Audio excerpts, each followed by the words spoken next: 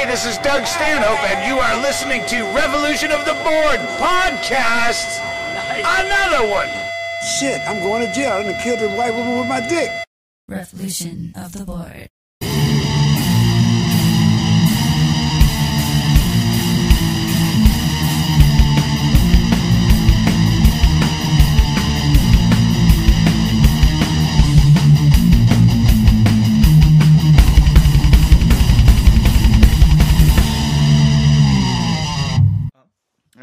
Okay, and no, there's not really an intro. We're already started right now. Yeah, we just fucking roll into it, man. Yeah, I just clicked record and then said, fuck the police. For all those of you who have just joined us, we are back with the supple young Nicholas Thomas. Supple, I like how you threw that in there.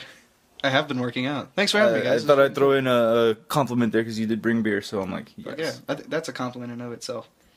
It made Dave happy. But yeah, Nick Thomas, the fellow comedian, heartthrob, I guess. With really? I don't know. You were telling us that story about the beard and everything, and the ladies, how they like the facial hair. I will say this: when I had the beard, none of them were particularly jumping on me. It was more like, I think it was more like when I shaved it, they weren't like, "Oh, you looked good with it." They were like, "You didn't look as bad with it. Maybe you shouldn't get it back." Or just because you changed something, they actually start thinking, "Oh, that's different," and they want to let you know because, of course, the women will be upset if you don't notice they got a haircut that day. So they wanted to guilt trip me later. You should have played into the guilt, man. Just be like, oh, now you notice. Barely, you didn't notice when I had fucking grown it out. Nails done. Yeah. I know. I had new pants. You didn't notice. You just want me for my beard. Then you spill your drink on No, but when you were saying that you had shaven it, and like all the girls were like, "Oh, what's happened to your beard?" You're like, you know, it's still hairy. Yeah. Just keep making that noise with them, and they're to like, what? And even until they move away, you go, huh? Yeah. Just staring off into the middle distance, just huh? It's like, sorry, I just kind of broke there. That's the kind of thing where like, enough of the bartenders that we go to, or like the bars that we go to, like if you go, you know it's still hairy, they're kind of dumb enough to just be like, what? Actually not get it. One of those like awkward silences right after you deliver the punchline. It's just like, well, this didn't hit. Yep, scratch that shit off. Or so, make it better. So, I mean, like, I know you and Josh kind of knows of you. But tell everybody else who doesn't know you, how did you get into comedy? How did you start? Actually, the first time I ever did comedy, I was in high school, and it was a talent show that they were doing, and they were like, anything's welcome, and you had to go sign up at the lady's office that ran like the student government kind of thing, because everything went through her, and it wasn't even that like she knew how to do it. She was just this big old angry bitchy bossy lady. So you're just looking for buzzwords, like does he say any bad words? Does he say yeah. Does he? That's what she told me. She told me like I said I want to do stand up, and she said okay, well no swearing, and I was like okay, that's a given, understand, it's high school, whatever. And she's like nothing racist. I'm like, well, okay, like there goes half my Why are you saying that because I'm white? Yeah. And she's like nothing political, nothing religious-y, nothing offensive, and I was like, so nothing funny? That's what you want me to do? Just go there? And I'm not saying you can't be funny by not being dirty. I'm just saying I was a fucking 16-year-old at the time. Like, I didn't have the wit to be like, to make puns and witty shit, or like some funny or witty observances. The biggest witty observance I had at the time was just like, isn't it weird how like women have boobs? Yeah. Like that's all I had. Yeah, so you really don't have a voice once you're about 16. Yeah. Some people do. I fucking didn't though.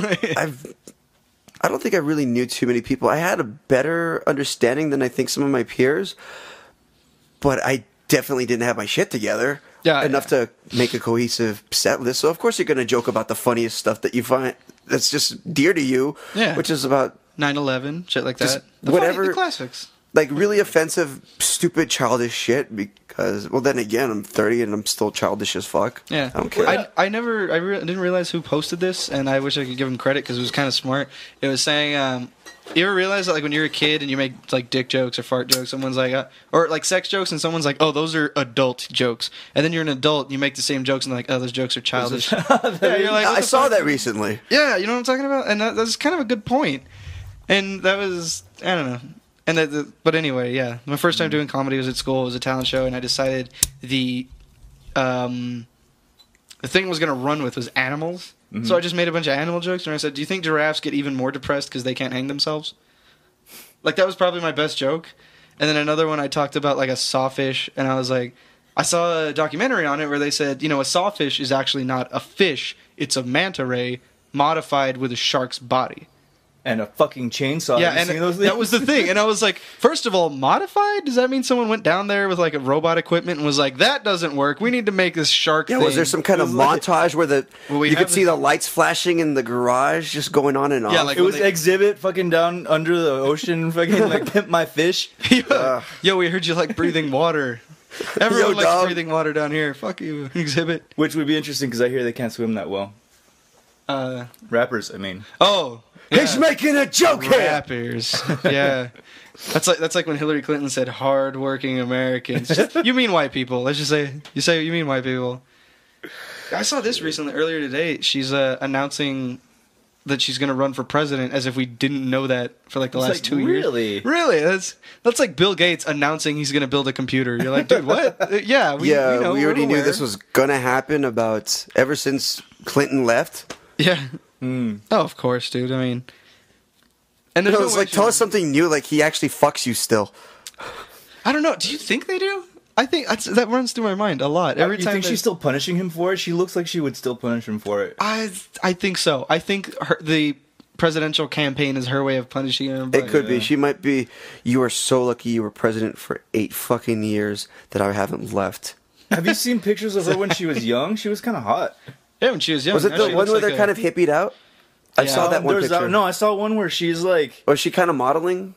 I think I've seen one. I think so. She's holding glasses, and she's got this, like... The sexy librarian. Yeah, like, I think... this might be me, like, kind of embellishing it in my mind, but I think she's even got the whole thing where it's, like, the one little arm of the glasses is in her mouth.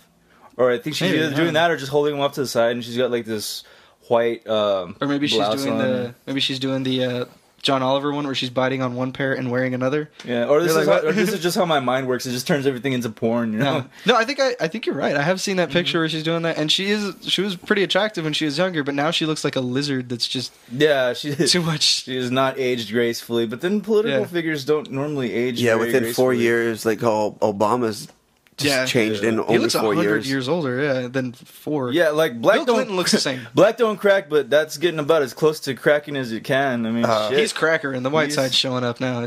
Yeah. Bill Clinton doesn't look any different, though. I mean, he has like a... He looks a little heavier, but that's... He was a white-haired Elvis in office, and he's a white-haired Elvis out of office. Kind of like Reagan. He never seemed to change, but then again, he's been old for 80... He was old for 80 years until he died.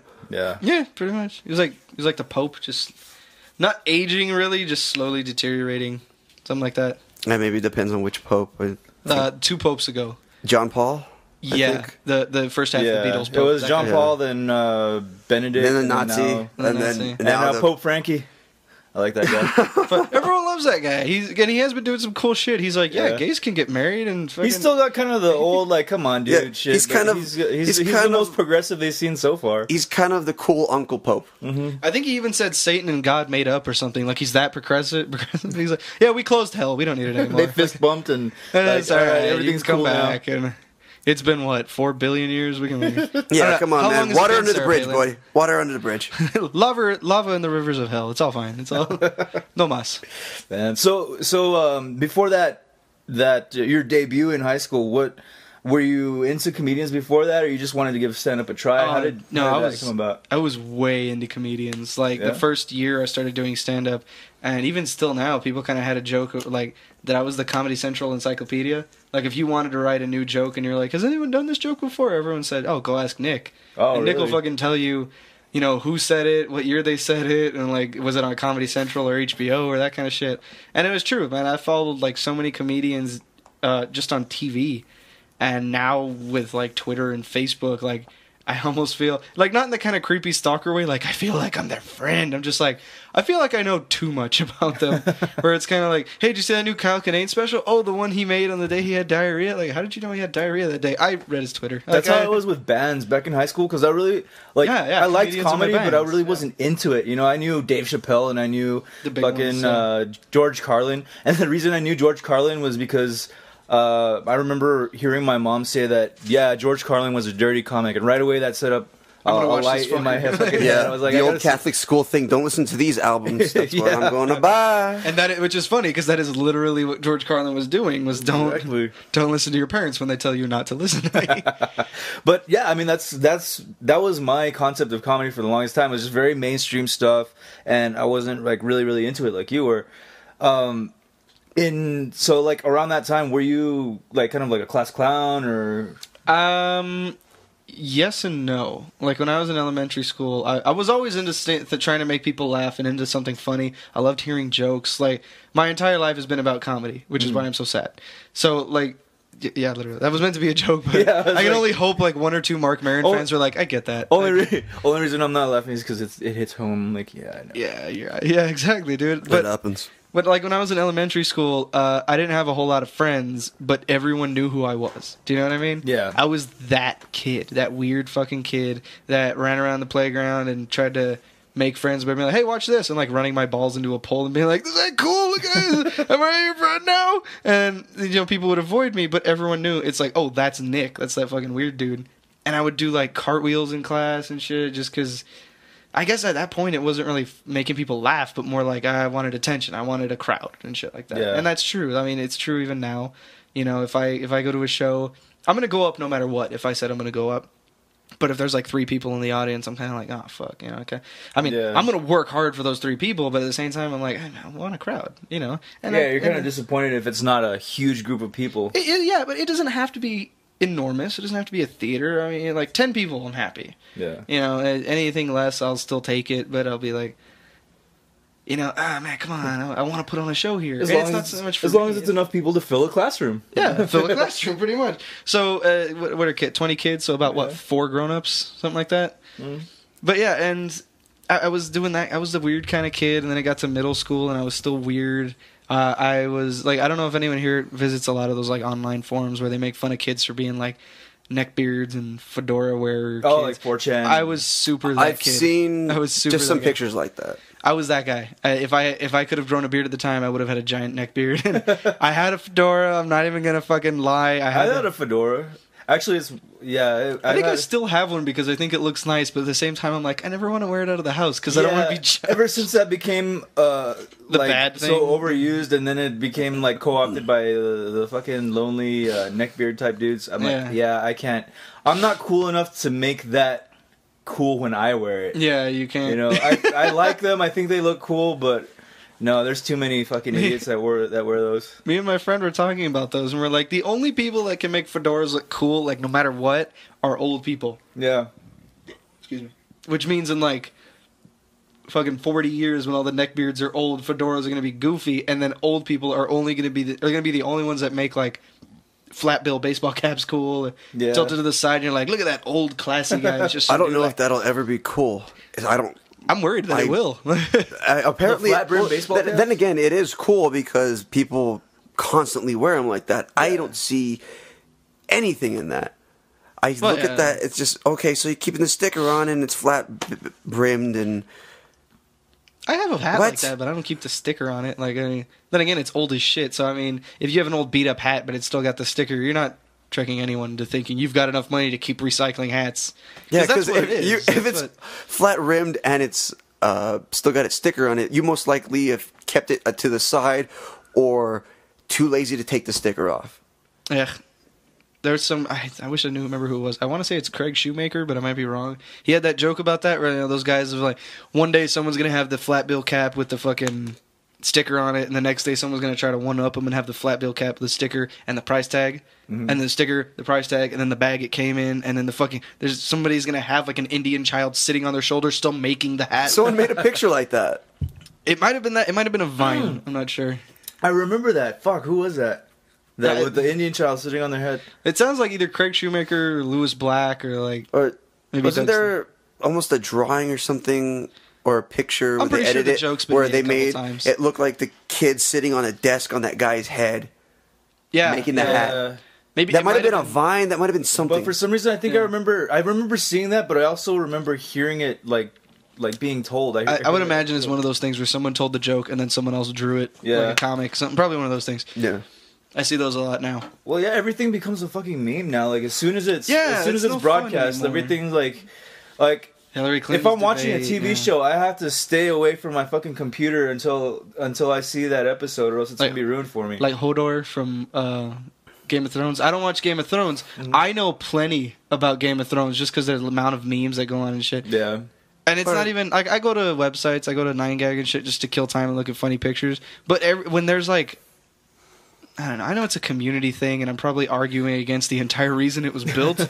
But I'm just kind of like, fuck, man. But sometimes there is that problem with people not enjoying the moment where live tweet while you're watching this show. Why don't you just sit down and watch the fucking show and enjoy it? Yeah, tweet about it later, or maybe I think any show, no matter how fucking amazing it is, unless it's so amazing where you're like, it was like the best episode of Blue's Clues ever that I renounced my religion. Then tweet that shit, but don't live tweet. Like, maybe watch a play or watch a show, and after that, then tweet, that was awesome. I recommend you guys see it. Like, instead of telling everyone everything about it, because then, it's like you said, you're missing the experience. Yeah. You're not going to see it. Like, the only live tweet thing that I've ever kind of kept up with was when Stanhope was on Bar Rescue, and he was, like, when it premiered, he was live tweeting, and even then, I didn't see the premiere. You're just checking out his tweets? I downloaded it, watched it later, and then went and was reading the live tweets as it was going on.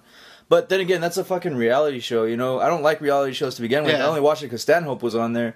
Yeah. And it's not like a story that you have to follow along. Like, that kind of thing, like, say, Game of Thrones or whatever, is something I'd just rather watch organically. Yeah, it's a scripted show, well, like most reality shows. But yeah, I mean, this isn't meant to be watched, not commented on, I think. Yeah, like most shows.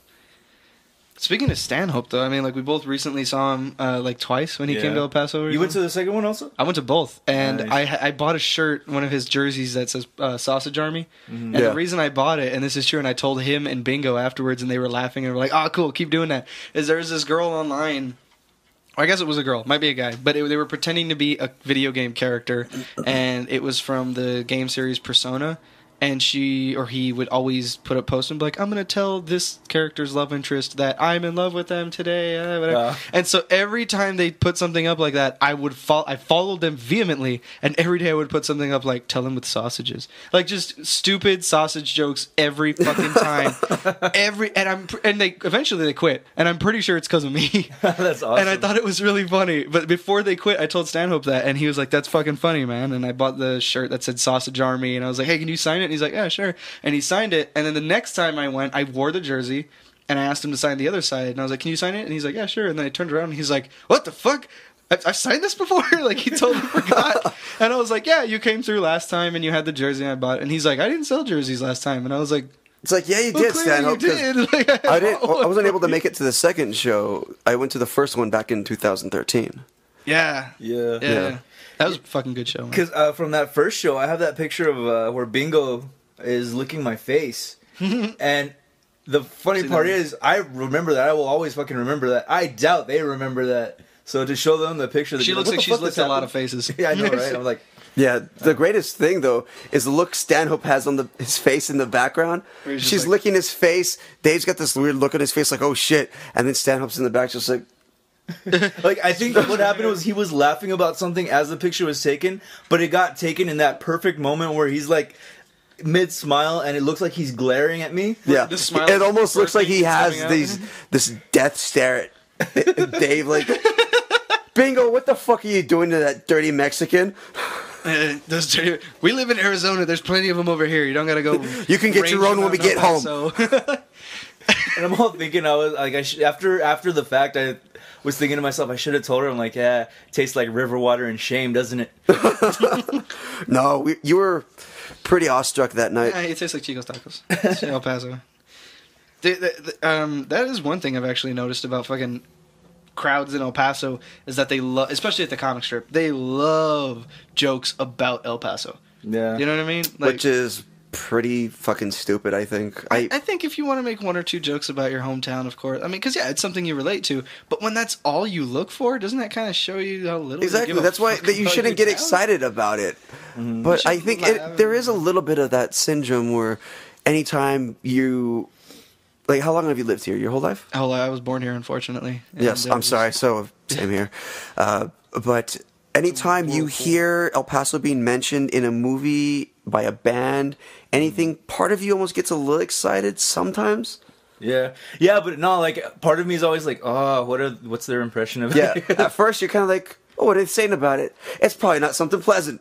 The fucking cops on Breaking Bad, when the episode where Hank, or it was like a couple episodes where he gets moved down to El Paso to work there for a little bit because he was so good with the DEA. And Oh like, yeah, what was that line? Like, fuck El Paso, something like that. I don't know. Something horrible, but wittier, you know. Yeah. But no, like I was like you said, people get excited. I heard that and I was just like, eh. Like, I didn't care. And I know it sounds mean, but, like, I have so little... I've never had spirit for almost anything I was in. High school, middle school, any of my college. I'm with you, man. Yeah, and people are like, hey, do you want to help support UTEP? But no, not at all. Exactly. Like, are you an organization that wants UTEP to make shit cheaper? I totally agree with you. I'm not going to help you. I've always found that weird because I'm the same way. I've never really had spirit. Like, I never had school spirit. I never had national pride. I never had. Yeah, I was never proud to be fucking Hispanic. If people talk about Chuco pride or wouldn't you want your high school class ring? Why? Yeah, why? Yeah, and here's the thing: when people, and I say this to everyone, and I've offended several people who 15 minutes ago laughed hysterically when I made an abortion joke or something like that. And I'll go up and they're like, hey, yeah, I went to Montwood High School too. I'm from Opat. And I'm like, yeah, whatever. And I'll say something about Lettermans. And I say, I don't want one because it feels like if you get a Letterman, you peaked in high school. That's what it feels like. My brother got one. He fucking peaked in high school. Like, he's graduated. Shit's gone south for him, man. And not horribly, but I mean, he's not done as well as he did.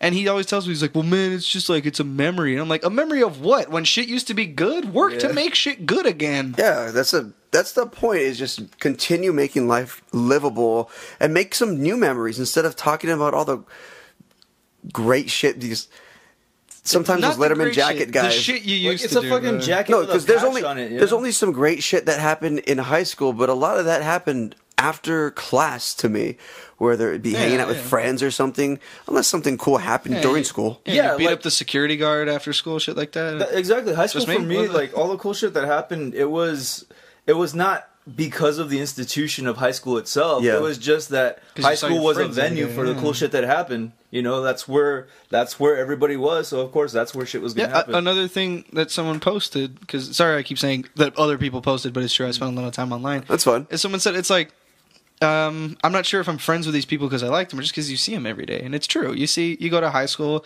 you see the same a lot of 30 people every day, and you're like, I have a lot of friends. And then you're in college and you realize, like, oh, I have like 3 good friends. Yeah, because you realize you never talked to them again because you only did because they were in that regional vicinity. The same way that if you move, you ever see your neighbor and talk to them anymore? No. Sometimes I actually have one neighbor that I talk to all the time. See, and that's a friend. Not a friend, he's just a really nice old guy. Well, it's kind of more of a friendship than... He drives this nice white windowless van. He's got an RV, but... Yay! It's like a high-rolling He wears tracksuits with no underwear. No, and tells the kids... I feel bad now because the dude's really genuinely nice. He's like one of the nicest people in the world. No, that's his name, Uncle Paul. You fucking dropped the ball. That totally should have been your Herbert the Pervert voice, man. Oh, come on now. What's going on? You still my friend or your neighbor? No, I'm late for a comedy show. I'll see you later. They should do a skit where fucking Herbert the Pervert takes over for Mr. Rogers. That would be fucking awesome. How shall take you to the land of make-believe? Let's take you down to the land of make-believe when you sniff this rag. Something just like that. But I have Henrietta. We always get just really fun ideas. Yeah. Yum, yum, yum. Dead. Because we always have funny skit ideas. One of them that I've been recently been thinking about. I need to somehow film this. The joy of painting with Andrew Dice Clay.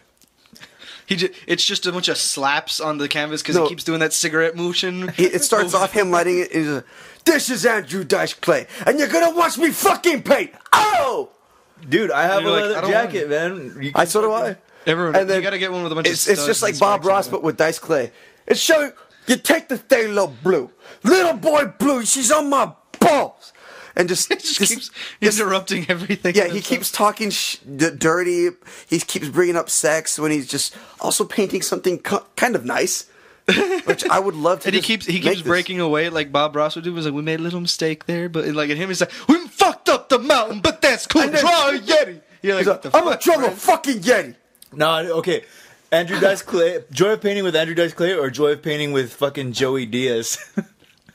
Like a painter. Like a painter. Like fucking Picasso. No, I don't think Joey Diaz would have the patience to paint. No, he'd draw a stick man and be like a fucking doctor. And this tree, this little Momo over here, This fucking faggot! You're talking about this fucking faggot right here? I'll paint his asshole! Dude, one of my favorite lines from him ever is that he like breaks away during he's telling the story about when he was doing heroin on This Is Not Happening. Mm-hmm. And he goes, and after that I never did heroin again. But I'm lying, I did heroin like 8 years ago in a gay club. Fuck it, you gotta take a chance. Columbus did, right? And you're like, what the fuck? I know. Columbus. Where did that come from? You're like, yeah, Columbus did say, and at the same time you're like, it's true, and I feel patriotically American for it, but what the fuck, Joey? You're talking about heroin right now. Only Joey can make fucking heroin sound patriotic. Yeah.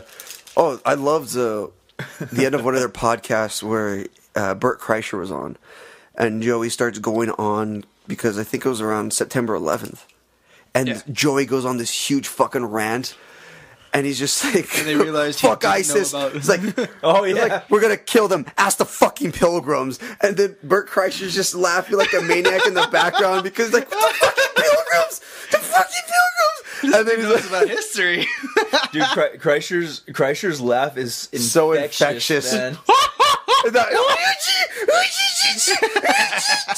And then when I hear that, I have to rewind it a few times, and I'm laughing at work, just thinking, fucking Kreischer's happy. That makes me happy. Dude, this last episode that he did on Joe Rogan's podcast is probably the worst one as far as his laugh, dude, because he's almost fucking dying. That one where he's just like filming something, and then this Mexican guy came up and said, "Hey, are you guys here to see two horses fuck?"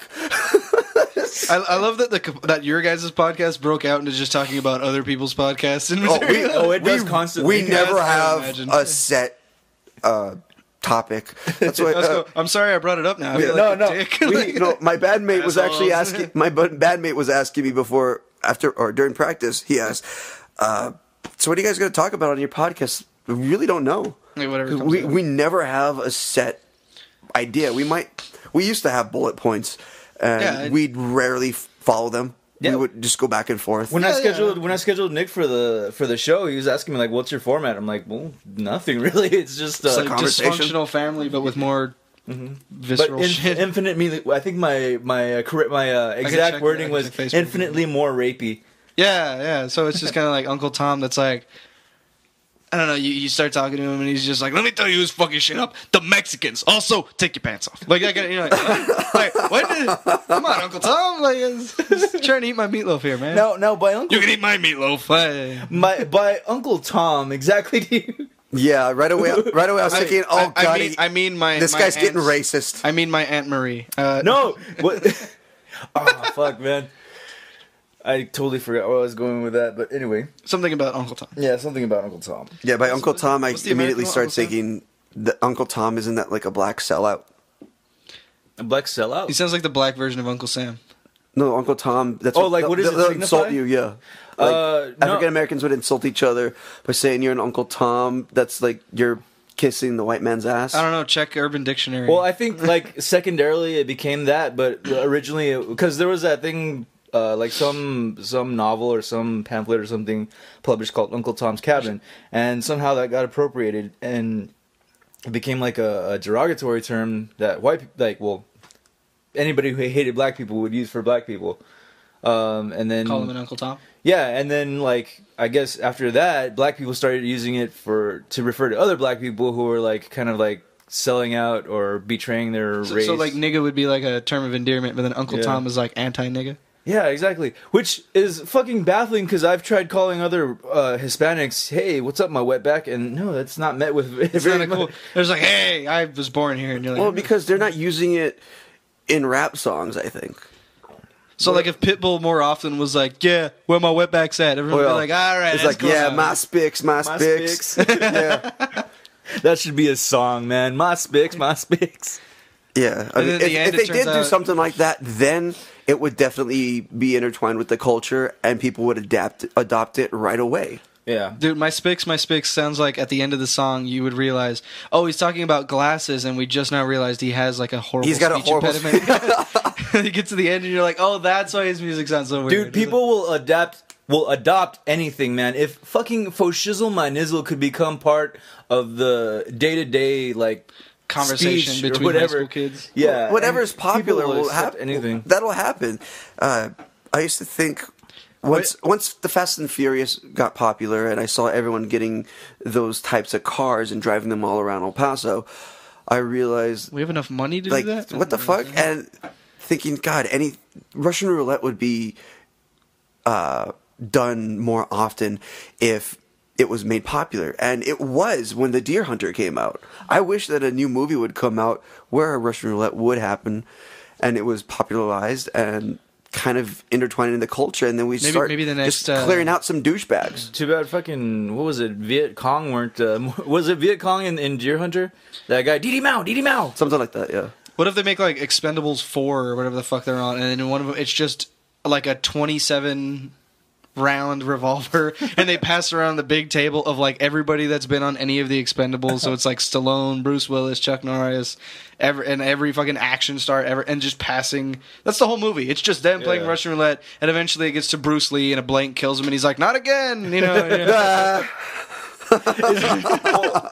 I like that one. But in Japanese, so it's like, "Not again." I don't know. What is he, Korean? I don't know. I don't know, some kind of slanty. Panamanian, something like that. Some kind of slanty. God damn it! What is that sounds like someone. That sounds like a fucking like a mechanic describes a problem in your car. It's some kind of slanty. It's the alignment or something. I don't know. You're somewhat. It's not your racist uncle. He's just set in his ways. He's not. He loves you for you. But you I see, mean, the problem is you're tranny. I just fucking buy him some lipstick or something. I don't know. Just get my car running. The problem is you're tranny. What does he need a new dress? Oh, mechanics! Why are you so awful? Oh fuck, man. So like, as getting back on the subject of comedy, and of course I forgot to turn my phone off. God damn it. Yeah, that's me. Like what is? I've always been curious about like other people's writing ritual or procedure. How do you write? How do you write for this for what you're going to end up saying on stage? Mostly stuff comes to my head, which is weird. And I know a lot of people, like I've asked people the same question sometimes, like, how do you write? And sometimes you can't help it. Shit comes to your head, and then you write down the premise, and then sometimes, like what happens to me a lot is when I'm at work and I'm busy, and like I'll just.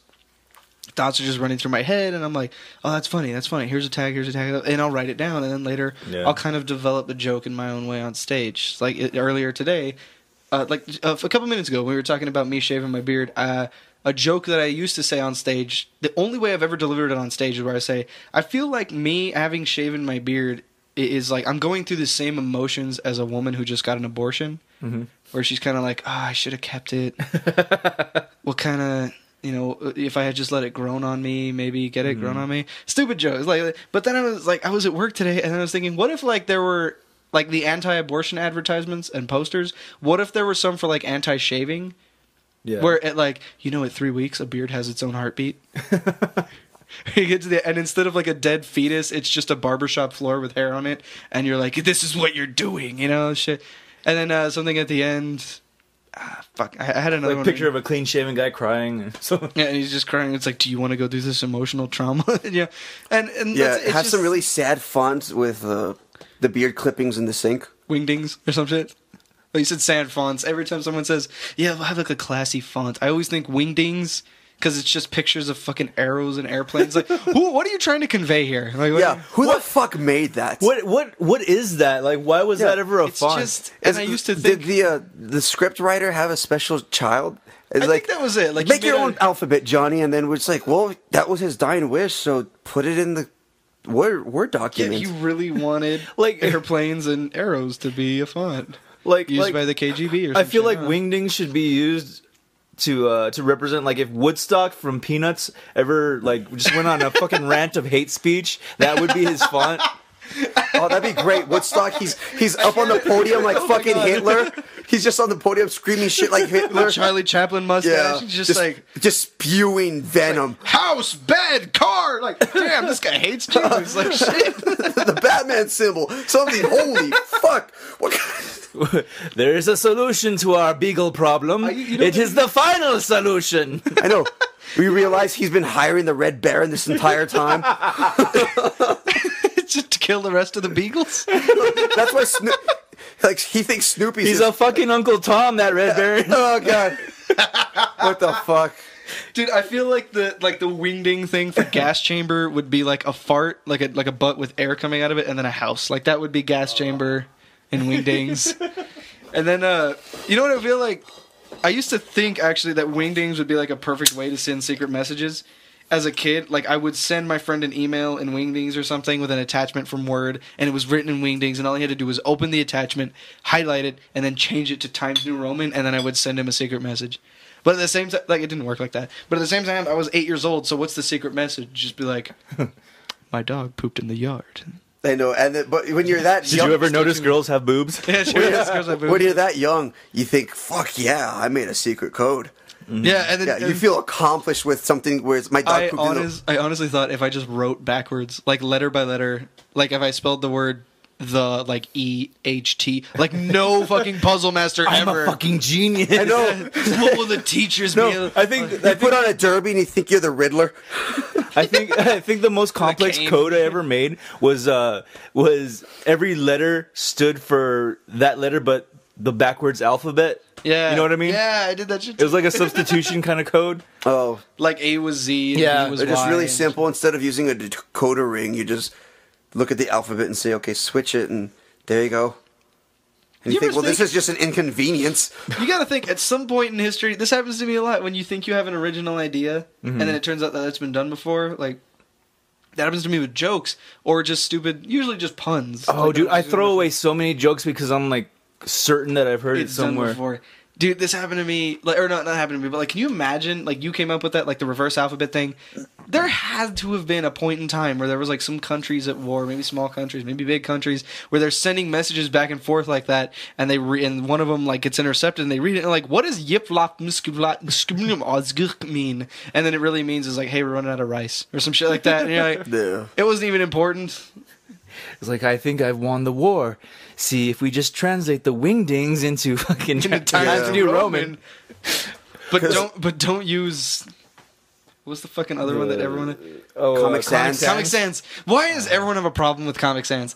I've heard that it's like 7 comedians be like, Comic Sans is for pussies. And you're like... I just remember... What's the deal? Why do people hate Comic Sans? I don't know. I think it just became like a caricature of itself. You know what I mean? Like, I remember that being the font for every flyer made by the high school staff ever. I think it's overused because it's kind of playful and it's a lot like wearing stupid shit to spruce up your uniform at work. Well, not only that, think it's about pointless, like friendly bullshit. Like the flare from Office Space. Yeah, exactly. On your overall. Yeah. Yeah, but think about it also, like, you're a kid who's barely starting to use fucking Microsoft Word, right? And you want to change the font on something, so you click on the font button and it has a little drop-down menu. It's listed alphabetically, so Comic Sans is pretty high up there, so that's one of the first ones that and there's like you see that kind of stands out. 5,000 goddamn things, so you're not going to read the whole list. Yeah, because, like, okay... You're not going to see, like, Zattini and be like, that looks bitchin'. And most of those fonts look the same. There's, like, Arial Black, fucking... What, Arial Black is like a pixel white. Yeah. And the interesting ones come a little bit later, and Comic Sans is, like, the first of those interesting I think once fucking things. You just kind of, out of convenience and the fact that it's not Times Roman... I fucking used to have that ringtone. I'm not even kidding. What the fuck? All right. I had to change it because my grandma called me and she's Mexican, and I was like, nope, can't have that playing. This is true. Is it weird that I used to think Mexican babies came from black and white parents? No, that's just kind of like you're thinking like a painter. That's like a painter. Yeah, putting 2 and 2 together. I meant. This is true. Also, I love race jokes, but not like being offensive. Just literally when race, like black and white and Mexican collide, and we agree on something, and we're just like, see, we're not so different. Like I had a black friend that I used to work with at Village Inn, and one time we were talking about like crayons and shit, and they're like, and I remember when it was like when you would take out like the peach colored one, it would say skin color, and I was like, I always thought that was a little racist, and he goes, yeah, what I thought was racist is that black people are called black. We're not black. We're brown. And I was like, I always thought that, but I was afraid to say it. Like I was like, you'd stab me for it or some shit. And then he's like, yeah, man, fuck Malcolm X. I don't give a shit. I was like, oh, you're the first black guy I ever met that said fuck Malcolm X. And yeah, like also, like, one of the things that always has bugged me is that, you know, like, Indian, Middle Eastern, and, like, Hispanic, like fucking Mexican, they all look the same. Yeah. Like, it's very hard for me to tell the difference if you don't hear them talk, you know? Yeah.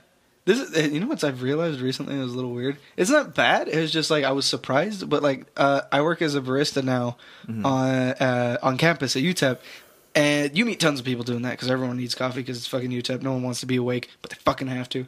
And there's a lot of Indian students. Like really, not just their parents are from, like they are from India. They have really thick accents, and like it was a big enough percentage where I noticed, and I was like, "What the fuck are you all doing here?" Of all the states you could have gone to, you picked Texas? Yeah, it's, like that's fucked up. kind of like... And of all the places in Texas, that's kind of like that when... That's a bigger fuck up than when they mistook Native Americans for Indians. Oh, yeah, that whole mix-up. Yeah, that Columbus. That whole debacle. Yeah, anytime weekend. people move here, if it wasn't from their parents, if they move here kind of on their own, I guess... choice, if they're then not I think like, military I'm sorry. Why'd you do that? You know, you showed it.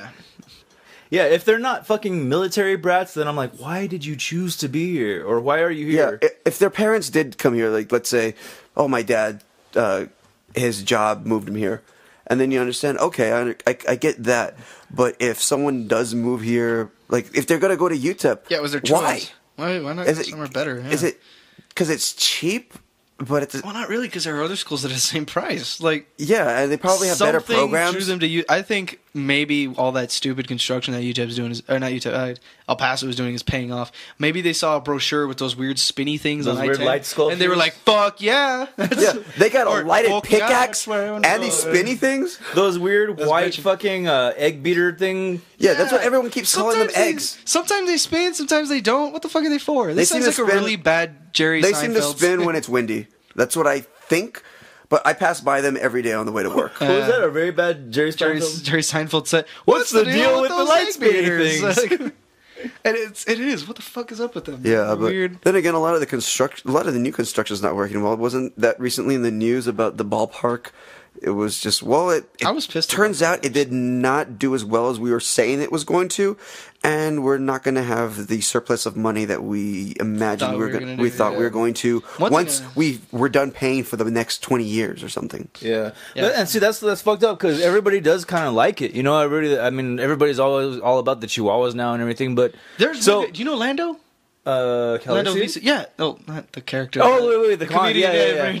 Jesus I remember Christ, even as a joke about that. I remember making fun of him for that. Yeah. So I went to his house for his birthday party. Cool dude. He's a great guy. If you guys ever check him out, Lando VC, and or Cordova, whatever the fuck his goddamn online handle is, because he changes it every week. But really nice guy, really cool. And I went to his birthday party last year, and he had like 20, 25, 30 of those Chihuahuas cups. He's like, yeah, I got them from the stadium. I was like, did you like work there and you stole them all? And he's like, no, I get one every time I go there. And I was like, you've been there 30 fucking times?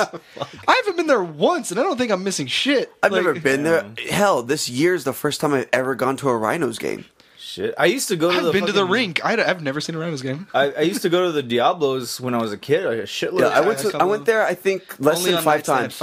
Only on nights they had fireworks is when I went. Yeah, it was either when they had fireworks or the San Diego Super Chicken, because that guy was funny to a fucking 10-year-old. Yeah, that's true. The Super Chicken. That motherfucker could dance. But you fucking could, man. But what I was saying is about the whole thing about the stadium is everybody, like, generally the public opinion is like, yeah, this is fucking cool, but it's not doing as well as we had intended. So we have something that everybody's in favor of, but it's not bringing us any fucking money, like we were promised, you know? Yeah. I actually went recently to Ruidoso, and I know this is something. It's based on tourism. I went to Ruidoso. They have a whole shopping district, and it's fucking nice. If you guys, anybody from El Paso or anything, I've been there. Yeah, it's fucking awesome. It's such a beautiful place, and it's really nice. They got all these cool fucking stores. Everything's a little overpriced, but that makes it's tourism. People expect you to go when they have the Festival of the Lights, because all the stores have these like Christmas light type things. It's fucking awesome. Fucking nice. Is it Christmas time when they have that? I think it varies. I think they do it in winter. No, or fall. Because I don't remember there being snow when I went. I think just like if you're seriously considering visiting Ruidoso, just Google Festival of the Lights. Yeah, and I'm pretty sure you'll find the dates when they have that. I've been wanting to go to Ruidoso. I really need to go out into the middle of a lake with like a little rowboat or something. I just really want to do that. I want to be out in the woods. Mm-hmm. It's a nice place. Even if you're in town, you feel like you're in the woods because it's such a different feel from El Paso. Yeah, so and that's the thing that I was going to say. I'm going there this year no matter what. Go for it, dude, definitely. Yeah. And go in the winter just because I like the cold, but fuck it. No, like if you go up there, it's a nice place. They have a lot of tourism attractions. There's little weird things going on. They got all those cherry drinks and shit. It's really nice. El Paso doesn't really have anything like that. People are passing by. Why would somebody who's not from El Paso be a fucking... like a Chihuahuas fan or what were they? The El Diablos fan or whatever like that. Why would you be a fan of that? And why would you go there to spend money if that's going to be your big money maker? El Paso has some things that people might have wanted to check out while they were in town, like the fucking Insights Museum.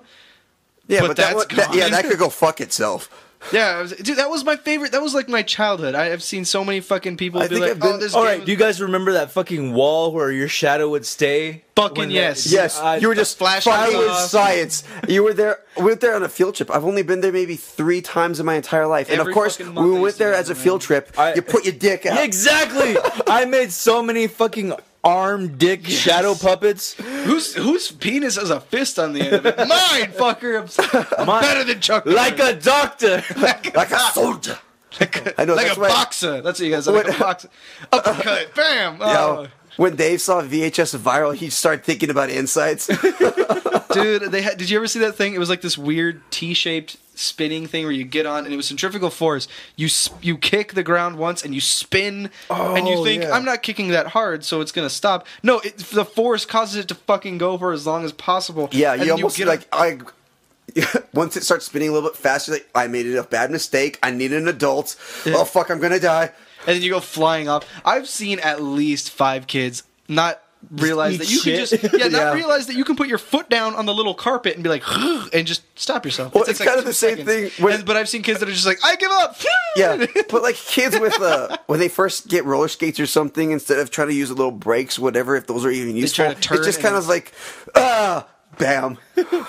I never got roller skates because those little brakes, I'm like, this isn't going to do shit. Yeah, the brakes on the front, that's horrible design because you're just going to fly forward. Yeah. It's like being on a fucking bike. You know how you ride your bike and if you're going fast, you like to like kind of like stand up from the seat a little bit? Yeah. And then it's like riding the bike like that, going fast and then hitting the fucking handbrakes and you just fucking go forward. Yeah. That was always the funniest shit when I'd be riding a bike and a friend of mine, something would get stuck in the spokes or... you're going down like a dirt road and there's a really soft patch. Yeah. That was happening. A buddy of mine was riding down. He was picking up some momentum and immediately his front tire caught. You just see him just launch into the air. I can fly like an eagle. Yeah. R. Kelly.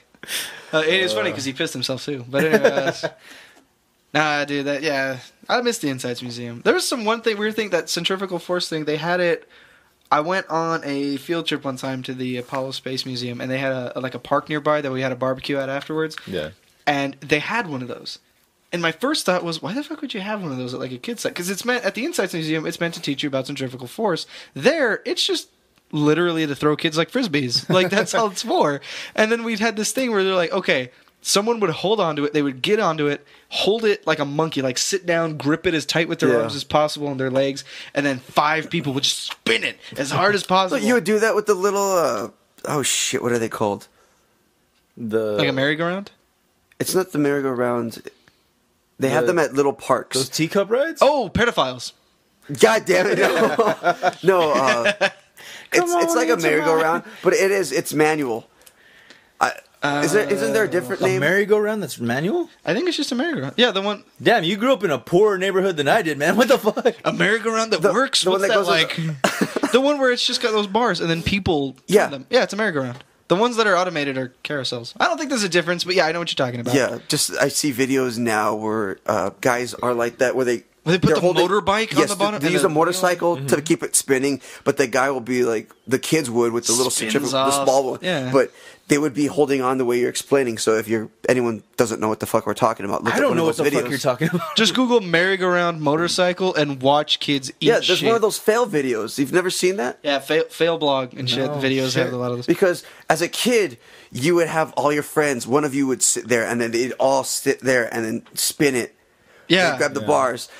But now they just up the game with the motorcycles. Yeah, because now it's like 8 friends, but in an engine, and that shit doesn't get tired. Yeah, with about 200 horsepower or whatever the fuck the power is. No, but the thing, like with Insights Museum, it's fucking sucked when that got taken away. I mean, but then again, I didn't really go there that much as an adult. That was more like a childhood memory. That plus, if you went there by yourself, that would just be I wouldn't have gone scary. there. I would have taken somebody, but still, go with some friends.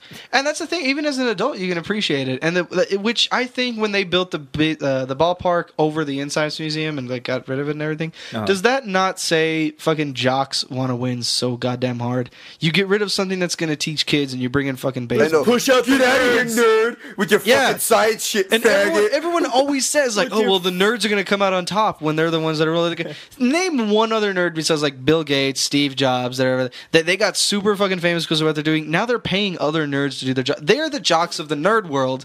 Jocks are still going to get paid like a quarter, not even a quarter, like a tenth of what they're making. Plus, you have a better chance of being a really good football player and making millions that way than inventing a new computer that also fucking sucks your dick and licks your ass. Yeah, plus, would any other student at UTEP get away with starting a bar fight? No, but someone playing on the football team. Of course. Yeah, that's fine. Valedictorian of UTEP has no fucking chance if they get in a fight, man. That's it. But no, the valedictorian of the UTEP fucking ballpark's get out of here with your shadow dicks, you fucking nerds. Nerds. With your centrifugal... with your force and your shit there. With your spinny thing. With your force equals mass times punching device. What I have equals my balls. What I have noticed though is downtown, especially, there's a lot of shit that's popping up lately because there's a lot of fucking bars now. There's a lot of it's mostly just fucking places to go get drunk, but they're starting to slowly but surely see an increase in businesses coming back. Because I remember for a long time downtown sucked. There was nothing to do there. There was a lot of shit closing. There was a lot of shit closing. Actually, when I started doing comedy... Excuse me. This is actually weird that I'm burping so much. But no, but it was true. A couple months making before... your voice shake a little bit. It's making me emotional. I'm sorry, guys. When I was starting out, when I was coming up. When I was still trying to get out of that horrible rapey house. Well, yeah, just to backtrack a little bit, you and I started more or less around the same time. You started a little bit after me. Yeah, you had already been doing it for a couple months. But and hold on, just real quick, from you said your first time was in high school. Did you do comedy after that at all?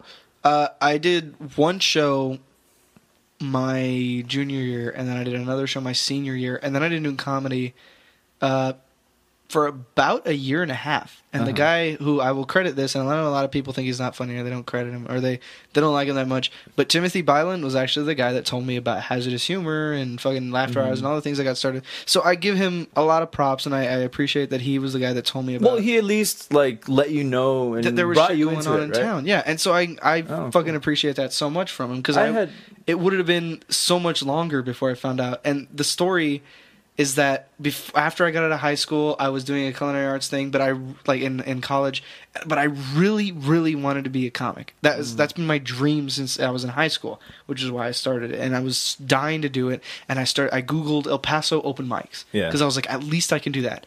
I couldn't find any. Wow, I had no idea that was how you came into it. I thought you were either Adam's friend or. I was starting a YouTube channel with some friends of mine, and we happened to do coverage of an anime convention, and Timmy was the guy running it, and he said, and I wasn't even in the room when they did a stand-up show, and my friends were like, hey, you missed the stand-up show. They had one. And I was like, really? That's cool. And they said, yeah, they had a local comic. And I was like, who the fuck fuck is the local comic? Who do I talk to do comedy? And I'm freaking out. And they're like, just talk to Timmy. He'll introduce. And I talked to Timmy, and he's like, yeah, go here. We got to do open mics and shit like that. And that's how I got into it. But before that, I went online. Like I said, I Googled it. And I didn't find any. There were no open mics. Wow. And I had literally, and I'm not even making this up, it sounds super stupid, but I had a mini panic attack.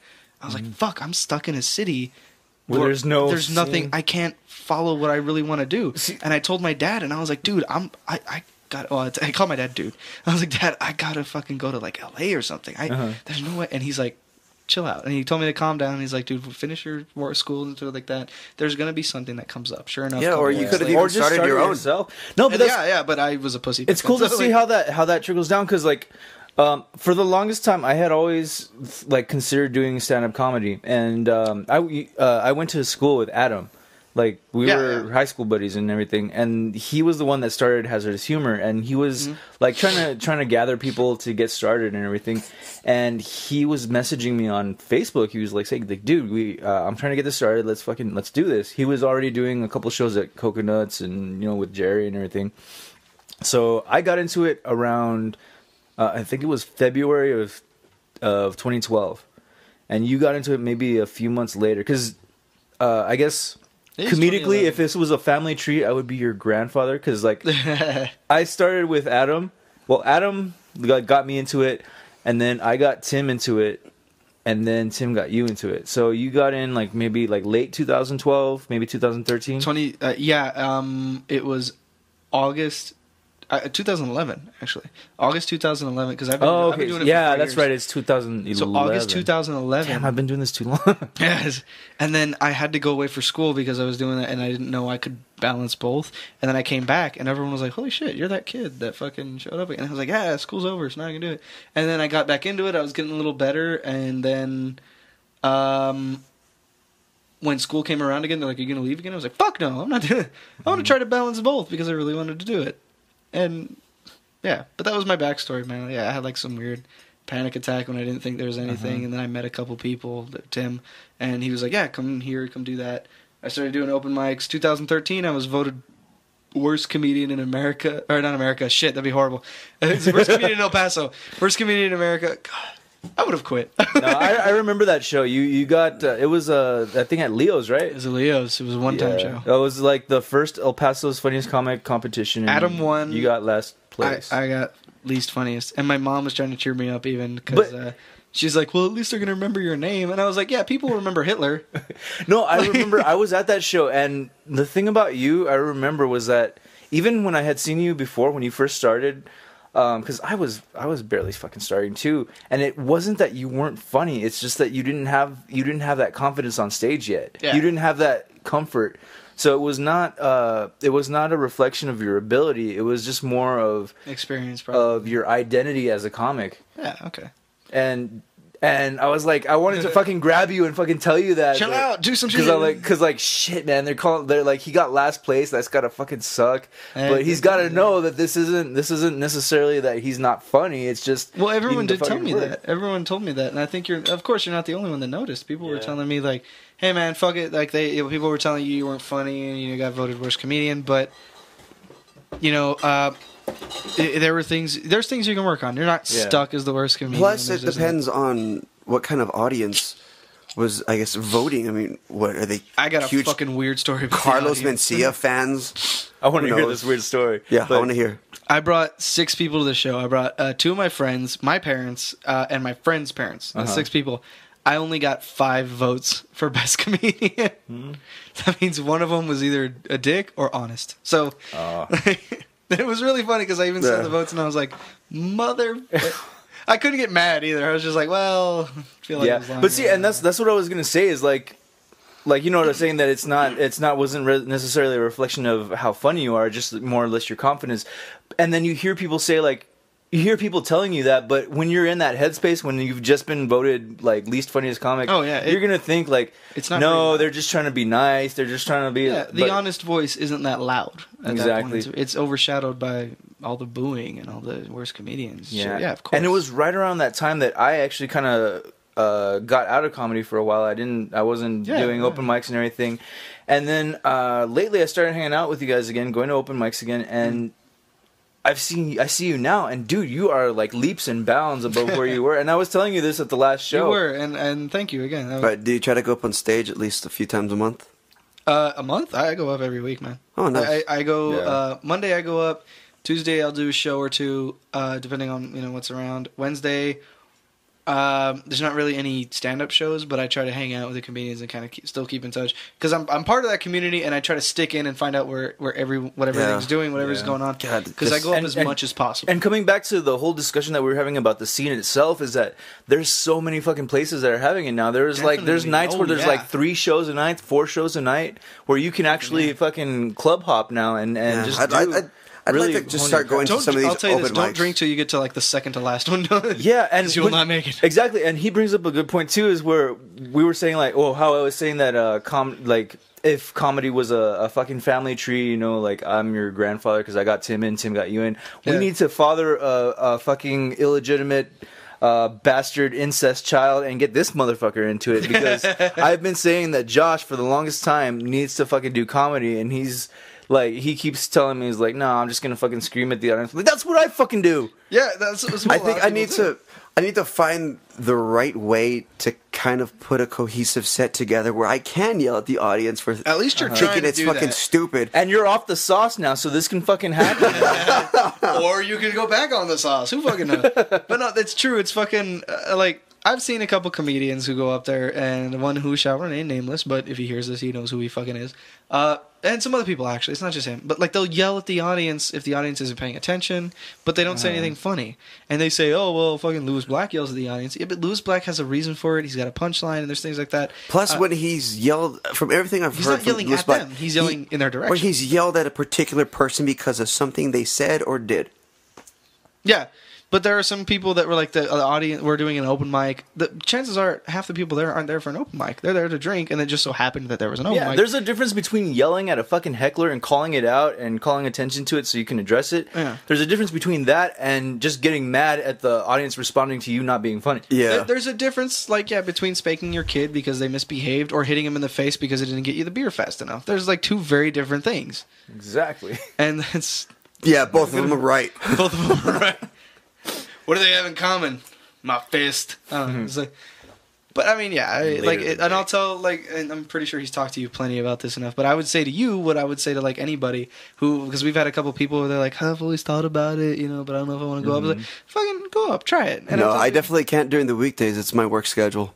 Well, that's another. Now, whether or not it's a good excuse, I can't say. I don't know. It's your legit. schedule, but But see, that's bullshit. Because but you've also got your band and you've also got like other shit that you're doing. But when I started, I was only doing weekends because I was working when I started. Yeah. I just gotta look up to see when the weekends, because I'd like to just to go and see some of the open mics. I'm really interested in seeing just kind of what's going on here in El Paso with that. Yeah. Because I don't know any of it. Totally. Yeah, the closest I got was that time Adam had his own roast. That was the closest thing that I had to like an open stand. Well, yeah, because I brought you to that because like I was one of the people on the dais. Yeah, that was the closest I've come to seeing a lot of El Paso That was comedy. a while ago, man. This was 2011 or 12. It was probably 12. I think it was 12. This actually reminds me, because I know when people are trying to get started, like doing stuff, like he said you got a band, I'm pretty sure you're working hard on the band, I would imagine. I don't know why, this is actually reminding me of like some kind of shit that like Billy Connolly talks about. You know who Billy Connolly is, right? He has one of probably the most inspirational fucking things I've ever heard. And I've heard some inspirational shit. But he's talking about like when he was working in Glasgow on the docks, and he was just some guy that, would work on boats and shit like that. Yeah. And he would always say, it went on for years and years and years, and that he would go on, like I think it said like 5 years, where he would go, next week or next summer I'm gonna go on the road, I'm gonna be a musician, I'm gonna take my banjo, I'm gonna go play in a folk band and do all this. I'm gonna be a singer and all this, and it would go on, and then finally some dude who had been working with him, who didn't really talk to him, but like eventually heard him and was like, hey, so when are you going on the road with your banjo? And he goes, next summer, man. And he's like, okay, go quit your job right now. And he says, well, what are you talking about? And he goes, go quit right now. Go quit, take your last paycheck, go home, pick up the banjo, get on a bus, and fucking go. He's like, I can't do that. And he goes, no, you're gonna do it.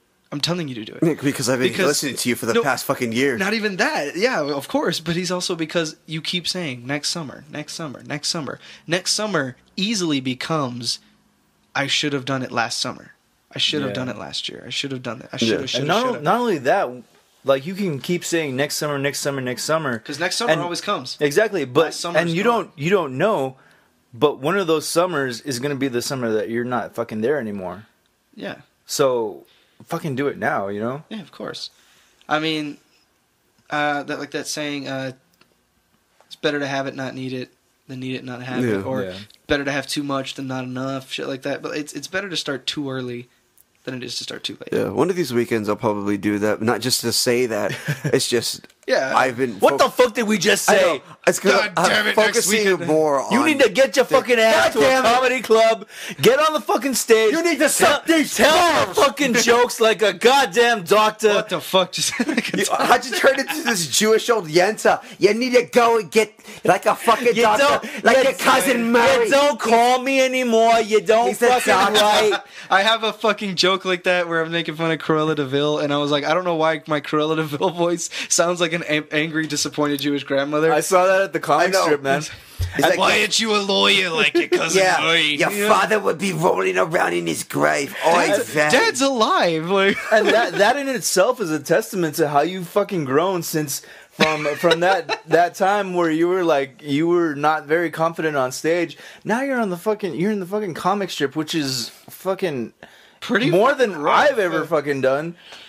Damn, it's like, dude, like, shit. I mean, you're there, man. This isn't tooting my own horn, but you weren't the first person to tell me that I've grown by, like, leaps and bounds. Like, Adrian Monroy, Otis Hicks have told me that. And every time I hear it, I don't know what to say because I'm always, like, kind of blown away. Well, that's what I'm saying, man. If it was just me saying that, I would be blowing smoke up your ass. But it's not just me saying that. It's me. It's fucking those guys. Dude, you are there. Thank you. I appreciate it. Anybody who wants to comment on this podcast and be like, fuck Nick Thomas.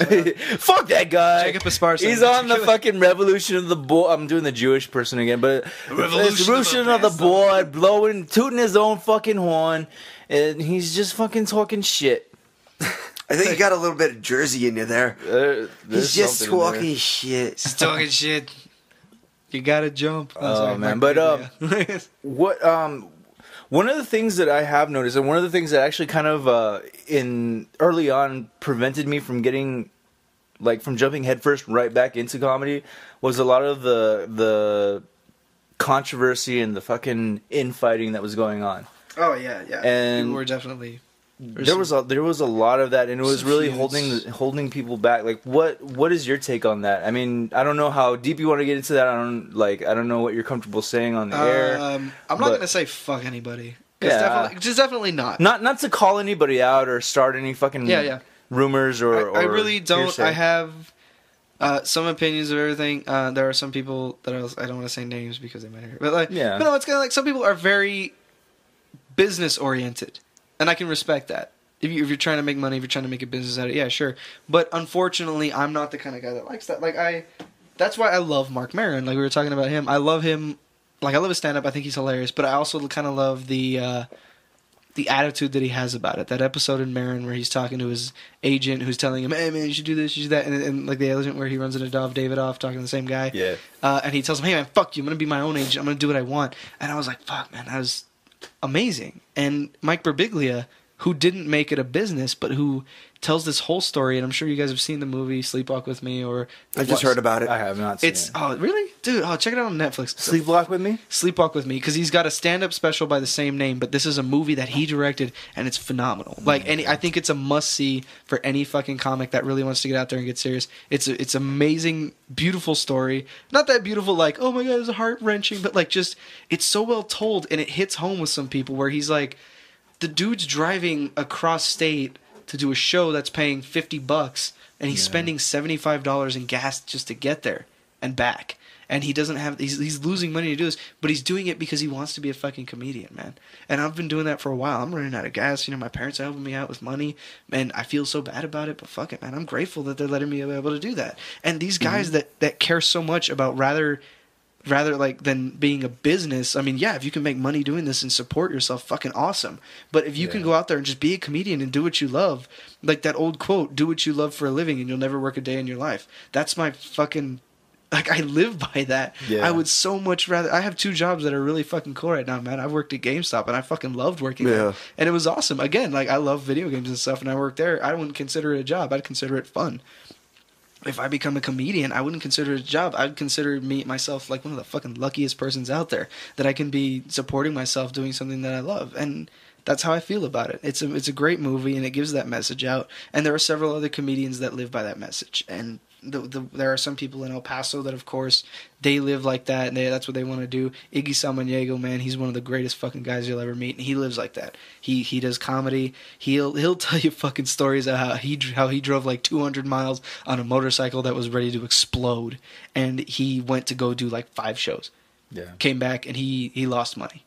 He lost like $50. Technically doing that. He would have been richer staying here in town, not doing those shows, but he went just to get the exposure, just to go up on a different stage, to meet people, to network, and to work on his life. And I will respect him till the fucking end of time for that. And that's my take on it. Everyone's got different ways that they view the fucking comedy world, and the way that they can make money or not, or just be up there and doing it. Yeah, it's not really something to make money off of.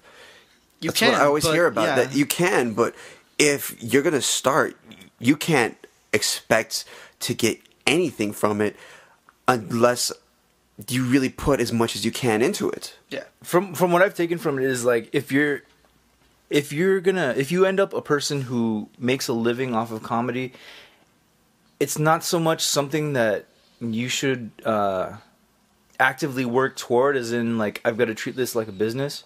It's more that's something that should be kind of like a happy accident. Like, you know what? I just pursued doing something that I loved, something that I'm passionate about, and it became a means of getting income, you know? It became a means of supporting myself. Yeah. It's like secondary that you're making a living off of it. Yeah. If for the rest of my life, like, I've even thought like it'd be awesome to open a bar. In like Seattle or something, and I've even come up with plans for it. I've drawn shit up because that's what we had to do for my culinary degree.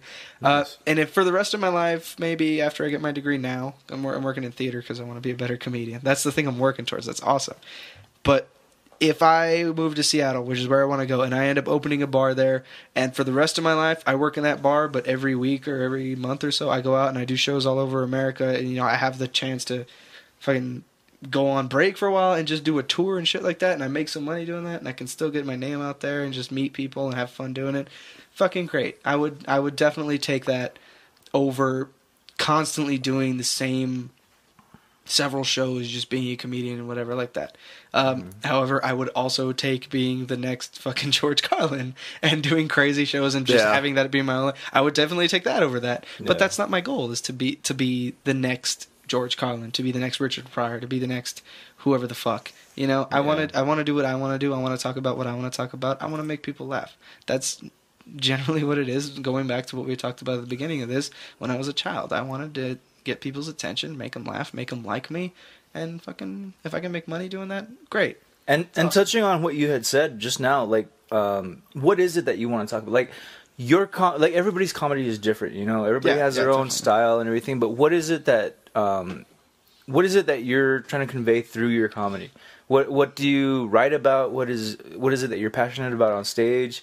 Do you just want to just tell some funny shit, or do you have something to say? What is it? I would say about 50% is just telling funny shit. Mm-hmm. The other 50% is definitely talking about something that would matter to me. Like Mark Maron, like we were talking about earlier. I've written some jokes that, and I've talked about this with Adam and a couple other comedians, where they say, you know, in El Paso's not my scene. It's definitely not. It's a little rough here for me because I tell some smart jokes. I tell jokes about things where people should laugh about. Not really just that there was a punchline, but how ridiculous the situation that I've built is. Mm-hmm. And people don't laugh about that. Like if I say... like, because it's a little bit too complicated. Yeah. I had this one joke where I say, I've been single for so long, my idea of porn is now just seeing couples hold hands.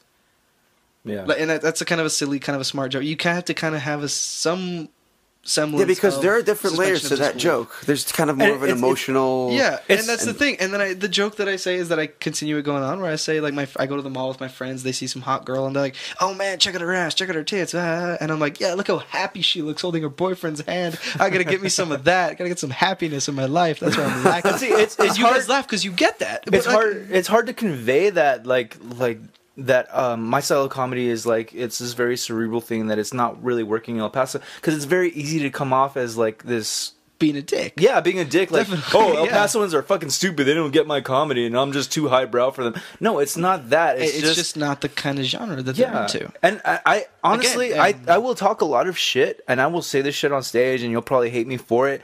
But I don't honestly think that El Pasoans are necessarily stupid. It's just that there's too much of this what is it, this experience that has shaped them as people that is different from my experience, or at least what I'm trying to convey through my comedy, you know? So Yes, of course that's going to clash, and what I think is funny is not necessarily what is going to be funny to somebody just the average run-of-the-mill person from El Paso. Like we said, a lot of people in this fucking town love jokes about El Paso.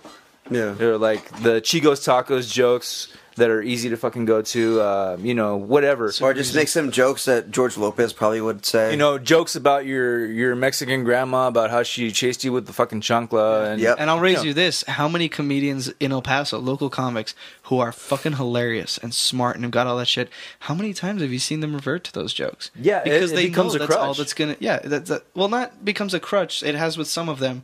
But some of them go back to that, like Iggy Samaniego. He's used a couple of Joe's jokes. Mm-hmm. And I tell him... I've asked him before, I was like, how come you do that? Like, I know you're funnier than that. I know you got different things. And he says, because that's what the crowd wants. Yeah. Chances But also, that is kind of part of, like, Iggy's persona on stage. Not to say that he's any less of a comic for it. He's fucking hilarious. Yeah, I that's love who that he guy. is. Yeah. But, I mean, that is kind of... His identity as a comic is very tied into El Paso. He's got this fucking, like, I'm a cholo, and I'm, fucking Lower Valley, and he's very of tied course. into You write what you know, and he into definitely central, knows that. Yeah. So it becomes like, what's your identity, and then who are you trying to reach as a comic? Like, who is your audience? Yeah, and to answer that, and to answer your earlier question, what kind of stuff do I want to talk about? It varies. Of course, sometimes I have fun when I have stupid little pun ideas. Where I wrote this joke recently again, where I said, how do I start? I'm integrating a little bit into the El Paso culture as a white guy. I wish I worked a little bit more on my language, like I knew Spanish. Yeah. I was driving down a one-way road with my friend, and my friend said, "Hey, it's a one-way," and I said, "Nah, it's two-way." No. That's stupid little whatever. Yeah. And I'm proud of myself for going, like, that's kind of funny. It works on both levels and shit. But I mean, that's not the kind of thing I want to be known for. Rodney Dangerfield, fucking awesome comedian, had a bunch of one-liners. But that was it. It was the cleverness of it. Yeah. That wasn't that clever. It was funny, but that will work so goddamn well in El Paso. Mm-hmm. And the things, I don't want to be You don't want to limit amazing. yourself. I don't want to be amazing and pigeonhole myself in El Paso.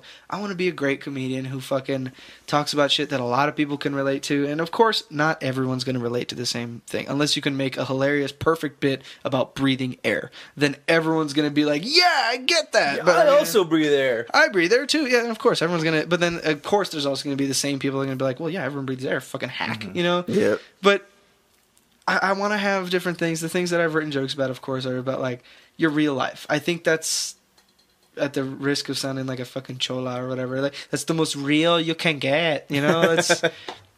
You talk about your life. You talk about things that you've run into. You Yeah. talk about stupid things that you've had. Yeah. Like, on the way here, I was thinking about this story. And this is stupid, because this is how I write jokes again, as I think about what situation I'm in. And, like, what kind of weird turns could it take? I was thinking, what if I show up, and I have this pack of beer that I brought with me, and I end up accidentally going to the wrong house? Like, I go to the neighbor, and I knock on the door, and they're like, oh, yeah, well, yeah, he'll be here in a minute. They're out right now. Just come on in. And we chat, and he's like, oh, well, he's late, man. We're going to just have to record the podcast. I'm like, all right, dude, whatever. And then record the podcast. podcast, we have drinks, whatever, have a good time. And then I leave, and then I get into my car where I left my phone, and it's a bunch of calls from you saying something like, dude, where are you? We were supposed to record an hour ago. This motherfucker pretended to be you or to your friend because just for some free beer or some shit. Like, that's kind of a funny story, but it didn't happen. Like, if you can make stories like that a little bit believable, and all that, those are funny. Or even better stories that did happen to you. Like, one that did happen to me is that I went to Walmart. There's a kid pretending to be a bartender in the beer section, which was kind of cute, and I thought it was funny. And then he was like, what do you want? And we're like, oh, he knows beer, I guess. And we're like, how about Shinerbach? And he walks away, and he comes back, and he's like, which one's that? And we're like, oh, he doesn't know beer. And we're like, it's the one with the goat. And he's like, okay. And he brings the goat head over, and we're like, cool, whatever. And as we're leaving, his mom runs around the corner. At least I hope it was his mom. Otherwise, it would have been like a weird kidnapping. But she's like, oh my God. And she grabs his hand and starts pulling him away. And she says, Bart, if I have to tell you this one more time, that not to come... And I was like, wait. His name is Bart? And she's like, yeah. And I was like, he's pretending to be a bartender? His name is Bart. You're fighting destiny, man. Like, what the fuck is that? And that was so fucking funny. And I mean, my friends are dying about it. And then I made some stupid joke at the end of it where I say, that's like saying, you know, this is Manny the manager, or Sarah the therapist if you have a lisp. Yeah, it's like therapist. There's this girl that I know, like, kind of peripherally, like, she's a friend of a friend of a friend. Her name is Star. And, like, there's only one line of profession that you can go with a name like that. Yeah, fucking nanny. Well, maybe two. She's either going to be a stripper or a fucking... What's the porn star's name? Porn star. Don't you fuck with me. What's her name? You don't even have to answer that when they say, what's her name? Porn star. I just look at your friend and just kind of slap them. Actually, you know what I found out recently? There's a lot of porn stars who have, like, obviously fake made up names, and they're ridiculous. Yeah. It's like fucking Diamond Apocalypse or some shit like that. And then there's other ones where it's a fake name, but it sounds like a real name. Mm-hmm. Like, what if fucking, like, there's a... like what like Jesse Jane? Jesse Jane. It's like a real name. Like, it's alliterative, so it might be made up, but it might also be her name. Yeah, I have a cousin. I have my brother is named Tommy Thomas. Like, what the fuck? That's real as shit. Yeah. Tommy Thomas. It almost seems like if you have that name in a script, someone would look at it and say, "Oh, come on, man, you gotta try harder." Come on, dude. Robert Thomas. But to be fair, when in a fucking porn scenario has anybody ever been like, "What's your name?" Come on, you gotta try harder for that fucking name. There's a very low fucking standard for porn names. Actually, there's been a fucking... Again, fucking seeing couples hold hands at the mall turns me on. So now, like, I'm at that point where, like, porn doesn't do it to me that much anymore, so I start criticizing everything else. Like, oh, this guy broke into my house and I was trying to rob me. Guess I'll suck his dick. Like, why would you suck? Tell your husband. Your husband's in the other room. Fucking, I'm, like, criticizing shit, and it's like, oh, it's my husband in disguise. No one gets excited. Fucking, you're like a fanboy pointing out the flaws in Naruto and shit. Continuity mirror, all the fucking errors in the next Avengers movie. It's like there's this YouTube channel called CinemaSins. Everything wrong with, and then, like, whatever movie that and they do like 45 a movie. They should do that of porn. It's like, well, the continuity error in this fucking porno. Because in this shot, he's on top, and in this shot, he's on the left. Like, what the fuck? No, you could clearly see his watches switch from the left hand to the right hand. Dude, I saw... I'm not even kidding. When I was 15, 16, when I was just started getting into porn, I didn't masturbate till I was 16 years old. Like, I was 12 and I already was into it, and, like, I could get boners and shit, but I was just like, I don't need masturbation. I'm too good for that. I honestly don't remember when I started. Or get a blowjob or anything. No, like, I didn't do any. I didn't come for, like, fucking 4 or 5 years until after I figured out that I could, because I had a wet dream, but I was like, I'm not going to masturbate. You must have been a fucking raging ball of I was a weird anger. I was super close to being that. And then, but I would watch, like, the HBO porns, because I figured, like, oh, this is how porn works. You watch it for 20 minutes, you turn it off, and then you go to bed. I remember watching Skinamax. Dude, and I would watch it, and I remember the exact shot. It was a guy and a girl. They were only people left in a bar, and the bartender was like, "Hey guys, I'm gonna go grab some beer. I'll be right back." You're like, "You're a bartender. You have to go buy more beer, and it's closed. Leave a note for the morning shift." Like, as an adult, I remember being like, "This situation was fucking nuts."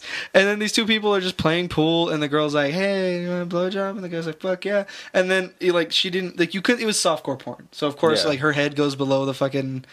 The line of sight or whatever. And you just I think Pablo Francisco had the best joke about that, where he's like, it just looks like guys moving furniture because they're just like, over over to the left. Oh, you know, it's so fucking true. And he's just standing there and he's doing that. And then eventually she lays down on the table. He gets like belly down. He gets on top of her. And then the camera is just straight.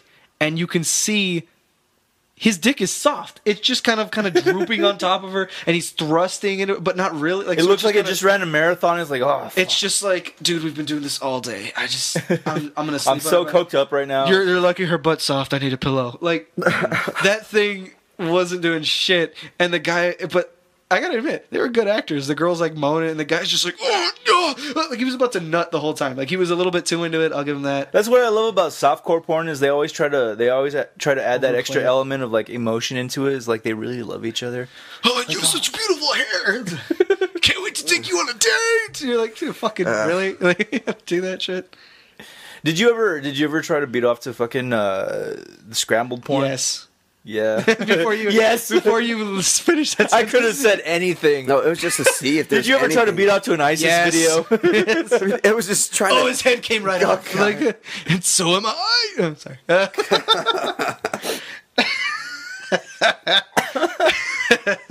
I got dark. Oh, just like my porn. Anyway, oh, black girls, huh? Yeah, ebony. Dude, I don't know what's weird. Is it weird that like I can't jerk off to porn if I don't like the girl's voice? Like every time I hear a girl, I'm like, "Hey, what are you into?" She's like, "I'm into anal," and I'm like, "Oh, she's no, southern." you're not. And then I just back out of it. No, I'm so fucking homophobic that I only beat off to lesbian porn. I can't have homophobic. I only watch lesbians. I'm sure you guys have all had sex to fucking with music playing in the background, right? Like, yeah. You know, you're with a girl. You fucking turn on the radio. Voice, you're like, nope. I can't. Yeah, I can only beat off. I can only have sex if instrumental music or music with girls singing. I like the idea. I am that fucking homophobic. I like the idea of he doesn't want another guy in the room. Yeah, I like the idea. I don't know about it's homophobic. It's just insecure. I don't want fucking Trent Reznor serenading. He might have a bigger dick than me. I don't want Bon Jovi with his giant schlong. You're thinking about Trent, aren't you? You whore.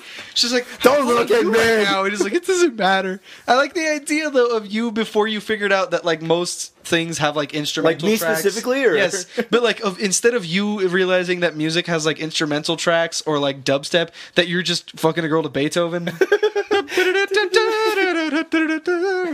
Like Trans-Siberian Orchestra and shit. So no, he's like, can't we just have sensual sex? Like, no, the fucking solo. And I think I honestly think given enough time, it would get even more pronounced to where I'd be so homophobic that I couldn't have sex to music written by a guy. Like, no, Beethoven wrote this. It has to be fucking Iggy Pop's or Iggy Azalea's new solo, or whatever she names her music. No, but she's Australian, and Australia has males in it. That's so. I cannot have sex with a woman knowing I can't even fuck a woman because it's the word male is in her species. Man, male. No, it's just woman. They can't jerk female. Off. It's a man's hand and shit. It just gets to like a horrible extent. And one day you kill yourself, and we're like, but we're so dark as comedians that we're gonna find the suicide note and be like, I can make this funny. I can write a bit about this. What is it specifically about dark humor that appeals to you, like as a comedian? Like, what is it that makes you kind of gravitate towards that? Because you can get pretty dark sometimes. I do sometimes, and I figured this out recently. Apparently, when I do, people think I've snapped. Like, cause I'm so shit, another white boy's gonna fucking shoot so up a theater. Hearing me be like, nah, it's too late, stupid jokes like that, and then I get up there and I'm just like. Just like, can you baptize a miscarriage? Like, can it go a little? And then people are like, "Whoa, Nick had a miscarriage." I'm like, "No, what the fuck are you talking about?" Like, I'm just being silly up here, and in my head, it is definitely silly. And like again, it does go back to like, if it's clever and it's funny and it's obviously in a situation that doesn't make sense or it's meant to be comedic. Yeah. That's kind of what gravitates me towards anything. I like dark humor in a way, kind of how George Carlin would put it. You know, things you shouldn't laugh at. You tend to laugh at harder. I laugh at dark humor. I've appreciated that kind of shit for a lot of years, and I don't know exactly. Maybe I'm just not experienced enough to exactly articulate what is it that drives me to dark humor or that makes me appreciate it. But I do, and I think it could just be that it's another thing that we can laugh at. But that's what I like about your comedy is that like when you go dark, it's kind of like, oh shit, he went there, you know. Yeah. With me, it's kind of expected, you know. I think I've already built up that reputation. your Like, stuff oh, is he's done. that fucking dark comic. He fucking goes, he'll say whatever. Maybe if you didn't dress in you- all black with a fucking black goatee and black hair and black headphones. Maybe. Yeah, It's like- but with you, it's like oh, okay, he'll be talking about something silly, and then like, oh shit, he went fucking dark, and then oh, he's back to silly again. It's like I do like doing that because it does. It catches people off guard. because it's definitely you it's have that misdirection. element of surprise that I don't have. Your element of surprise would be like, I'm trying to think of the most tame joke I've ever heard would be like if it was you talking about like, how do you think abortions taste or some shit like that, like some horrible me shit. doing some fucking what is it? Is it Brian Regan? That Hot Pockets. Oh, that's No, Jim it's Gaffigan. Gaffigan. I But always if mix it those went- two up. Yeah, if it went from like your really dark shit that all of a sudden, hey, you know those little dividers that they have at Walmart? I always try to buy one of those, but the cashier always puts it back. Such an innocent fucking joke, but it's so clever. But if you did that, everyone would just be staring at you like, I know. They're like, what's Who wrong is with Dave? this? Where'd his beard go? where'd he go? Like, did Satan just start a volleyball game? Like, what the fuck happened? I'm gonna take a piss. If I come back and you guys are sucking each other's dicks, I'm gonna be pissed. No, we might be able to just wrap it up right now. It's already done an hour 30. Keep it going. Yeah, I'll do whatever. I super have to take it. I'll just pee in a beer bottle. Oh my god, I didn't realize there was a door there, so I thought he was just gonna pee in the corner. I was like, why even stop recording if that's what you're gonna do? He's shit faced. We need to get him help. Somebody, where's Hillary Clinton? We need you. We need your help so bad. No, but it's definitely an interesting thing. God damn it. Could you close the door a little bit? I'm not. No, let's record this shit. Hold on, let me pick up the microphone. Fucking, I closed the door. Why not? I saw his big black dick among all the other things that are black. Definitely going to have to try to check you guys out.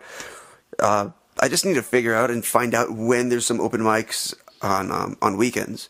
Just because I work 3 to 11. We are trying to get some started. I mean, 3 to 11. We do On have, weekdays. That's when weekdays? I'm working. If you don't mind, like, if it doesn't matter to you how late you're out, but fucking Tuesdays. No, it doesn't matter because I'm always out at 11 p.m. So I'm always Tuesdays willing. has a midnight show at Jack's Beach House. It's an open mic. If you ever want to check it out. I'd have to check that out. We went from like talking to like plugging shit. Jack's No, we'll plug Beach all House. your shit. I I actually don't know. You I know you mentioned you shot me a message and said, "Hey, tell us some of your shows that are coming up so we can plug them." I don't have any major shows coming up now, but of course, check out Laughter Hours, check out El Paso Underground Comedy, Refried Comedy, all those guys that are here locally. Hazardous Humor became Laughter Hours. They work together. They now. merged. They merged, yeah. So check those guys out. Check me out on Facebook, Nick Thomas Comic. Same on thing. Twitter? I'm on Twitter at Nick Thomas Comic. Nick Thomas on Instagram, I think. And yeah, because I don't use that much. But yeah, I mean, check us out. Me, David. Do you have your own Twitter? No, don't check me out. Don't check it out. But seriously, yeah, if you ever want to find out stuff about that, Laughter Hours Comedy is probably going to be your best bet. Also, of course, El Paso Underground Comedy or Comedy Underground. I can't remember. I've had like 5 beers. But yeah, definitely check those out. You'll see some great shows that are coming up. You keep in touch with them. And again, like I was telling this guy, man, any fucking people that want to go out there and check it out, definitely do. Go to a fucking open mic. Talk to your friends. We had one guy, actually, I thought was really funny. He had some funny stuff to talk about, but he thought his best punchline was if he suddenly started screaming. So, like, if he would be like, yeah, I was talking to my mom when I was a kid, and she was like, hey, come sit in your chair and eat. And he was like, I don't want to eat dinner. And suddenly his mom's like, oh, yeah, we're going to sit in this fucking chair and eat your goddamn cereal. And he'd be like, what the fuck? And, like, to you and us, that's not funny. That's weird. What's the weirdest? That's funny in the sense that it's just, what the fuck is he doing? What's the weirdest thing you've ever seen at an open mic? Like some new comic that was trying some weird shit. I don't know. Nothing comes to mind right I now. remember one dude that was like, he was just pulling like endless fucking little napkins out of his and reading one-liners, kind of like Mitch Hedberg style, where he's just like the king of one-liners. Yeah. But he was doing that. He's Was it pulling Phil, all these though? cards, or I don't remember who the fuck it was. Was it like a new guy, or did he say he'd been doing it for a while? Because if he'd been no doing Turtle? Turtle. Oh. Yeah. Oh. I remember- Oh, Turtle. And then he went on a fucking rant, didn't he? Turtle goes on rants like 90% of the time. Yeah. I love Turtle, and when I say that, it's just because I don't Is want he him to still kill doing me. comedy? He shows up about once a I have twice a to month. fucking see him again because I missed that chaos. I doubt he's gonna hear this, but fuck Turtle. He hit on my mom in front of me. Fuck that guy. Oh, Jesus. You want to hear this? I'm He not even nailed kidding. your mom No, in he front of- hit on my mom. Oh. He fucking no. He Yeah, no you chance. heard the worst part. That's what you thought you heard. And it was funny because my mom, like, he was hitting on it. He's like, "Hey, your next mom, yeah, I'm turtle." And then she was like, "Oh, that's nice. Yeah, my son, me and my husband are very proud of my son." And then he's like, "Yeah, he's doing great." So I'm like, "What do you do for a living?" And she's like, "Oh, me and my husband both work in IT." And he's like, "Oh, that's cool." Was he drunk? No, he's fucking sober. That dude can't drink. I'm pretty sure it's like a legal document. It says in the Constitution, don't let this motherfucker drink. And this dude... Is he just a scumbag? I remember he's weird. I don't think he picks up on stuff, man. I remember being at an open mic at fucking Heine's. Dude, he just fucking turned on the crowd so early in his set. It was like a 10-minute set, wasn't it? Dude, I think it was. Were we doing 10-minute sets at Yeah, probably. There were like 5 people at the end. That entire fucking bar hated him. You could hear the hot, well, semi-hot people on TV going, ugh. You could hear their vaginas snapping shut. Don't let that fucker in here. Dude, I've got the best story about Turtle. Like, yeah, he hit on my mom and it's weird and all that shit, but... That's not the best story. I want to hear the best story. To me, it's funny as shit. The exact story, it goes like this. Like, we were at Shamrocks. And regular open mics, all cool. People are going up. Not really. The crowd isn't really reacting to the people that are up there. But of course, everyone's going up, does their time. Yeah. As professional as they can be. Turtle gets up there. Turtle used to be in the military, and he gets up and he's trying to bond with the people in the audience. I'm like, "Hey man, yeah, I used to be in the military." You see that? And his opening joke goes about something like this, where he goes like, "Yeah, man, I used to do fucking stock for the military," which I sound more like Jacob Esparza. By the way, this is another local comedian. Yeah. But he's like, "Yeah, man, you know what I didn't order, though? That missile strike." That's horrible. Yeah, and then he's like, "Yeah, I got hit with a missile. It was a blast." Cue sad rim shot. Like, it's just... Cue car crash. Yeah. You can almost hear in your head that dun. It's just you can imagine schmackity doo. You can imagine the cane coming upstairs, just like get him around the neck, pull harder, Jesus Christ, like that kind of shit. Yeah, fuck the cane, just get a lasso and just slap the horse's kill him ass on stage, drop an anvil on his head. That's horrible. Like that's not the worst story. That's not the best part. The best part is he gets about halfway through his set and then suddenly looks at the audience, just pissed, and he's like, "Okay, apparently you motherfuckers don't get my shit. Maybe it's... Oh, sorry, am I too loud? That's all right. Yeah, he's like, "Don't get my shit, and I need to be, like, more high energy for you guys." And I was like, "No, be funnier." But he's like, "I gotta be more high energy, so I'm gonna start doing my shit like this." And he started his whole set over. "I used to work in the military. I used to do stock. I didn't order. It was a blast." The whole Oh, my God. I would have just screamed, "Are you having a nervous breakdown? Do you need a hug?" He was always having a nervous breakdown. That's what I love about comedy. You find the most fucking just broken souls. people, and it's on stage. It's like a fucking freak show every time, even if it's... What would you say if I told you that's not the end of the story? Oh God! Continue. It keeps going. He does he starts his whole set over, does it the exact same way, like same punchline, same pauses, but he's screaming at everyone, and then he finishes like a Sam Kinison type scream. Yes. Like, "Oh, you motherfuckers!" Yes, and he doesn't finish, or he does finish, but all the other comedians, we've had this kind of running joke where we were like, Turtle's gonna snap one day and kill everyone in the audience, all the comedians, right? And then apparently everyone took that a little too seriously, so everyone besides me who was there was like slumping in their chairs like, this is the fucking day Turtle kills us. Like they're terrified, genuinely scared of Turtle. Yeah, everyone's starting to text their family, "I love you." I'm fucking leaning back in my chair and laughing so fucking hard. I'm dying. And I'm like, Turtle finally snapped. This is it. I don't want to die texting my family, "I love you." I want to die laughing in his face like, "What a bitch." But like... And I'm cracking the fuck up. And ironically, this is the most you've laughed at a set the whole night. Because that happened to me when that thing at Heine's. And the funniest part is that he gets off stage and he's like, "That's my time. Thanks, guys. I'm Turtle." And he gets off stage. He calms down immediately. He passes everyone. Everyone's like, "What the fuck? What the fuck?" Billy Post, who was hosting at the time, runs up stage and he's like, "All right, guys, give it up for Turtle. Yeah, he finishes all set up here." And Turtle passes, and everyone's looking at Turtle. He's not looking at anyone. He walks straight up to me and he goes, "Hey, Nick, thanks for laughing, man." He just walks away, and I'm like, "No problem, dude." Like, you're welcome. Cocksuckers.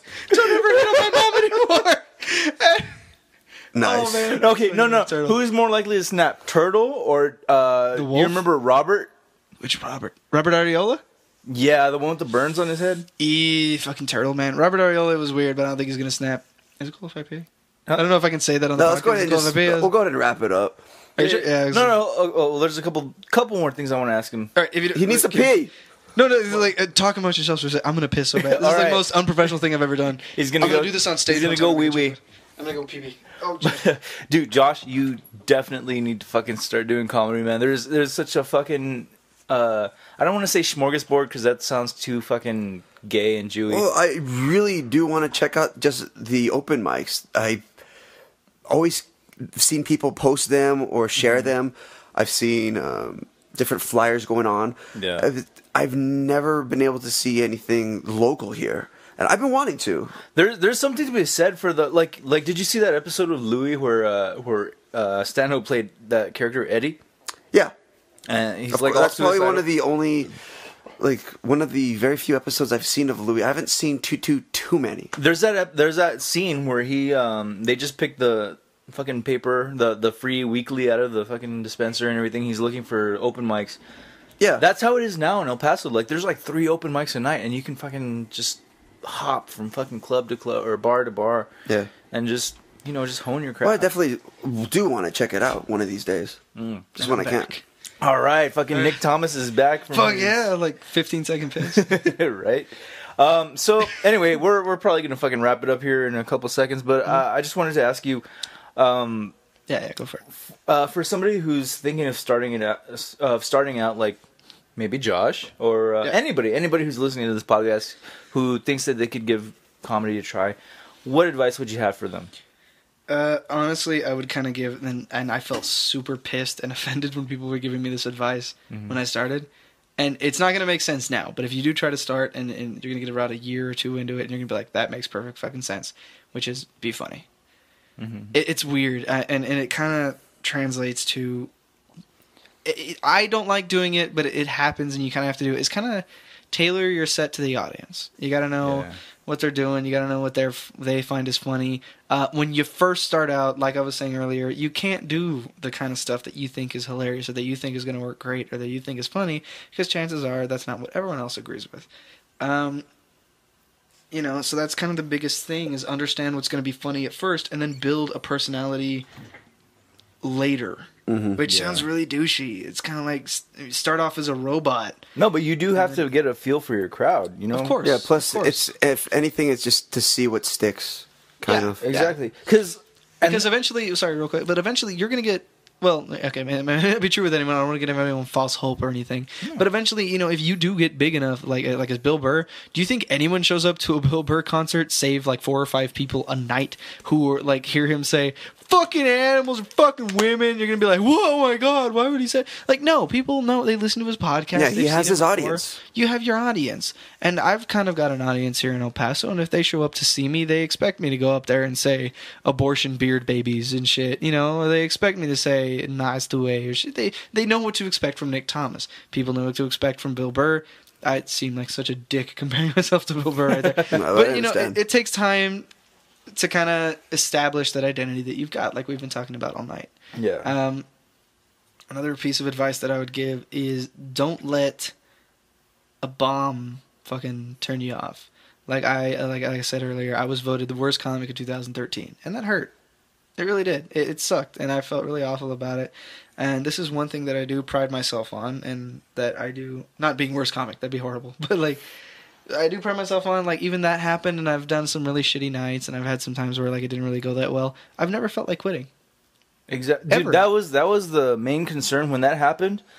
I remember the people that I was with, I remember telling them, fuck, he got voted least funny comic in El Paso. I hope that doesn't make him fucking quit. Oh, dude.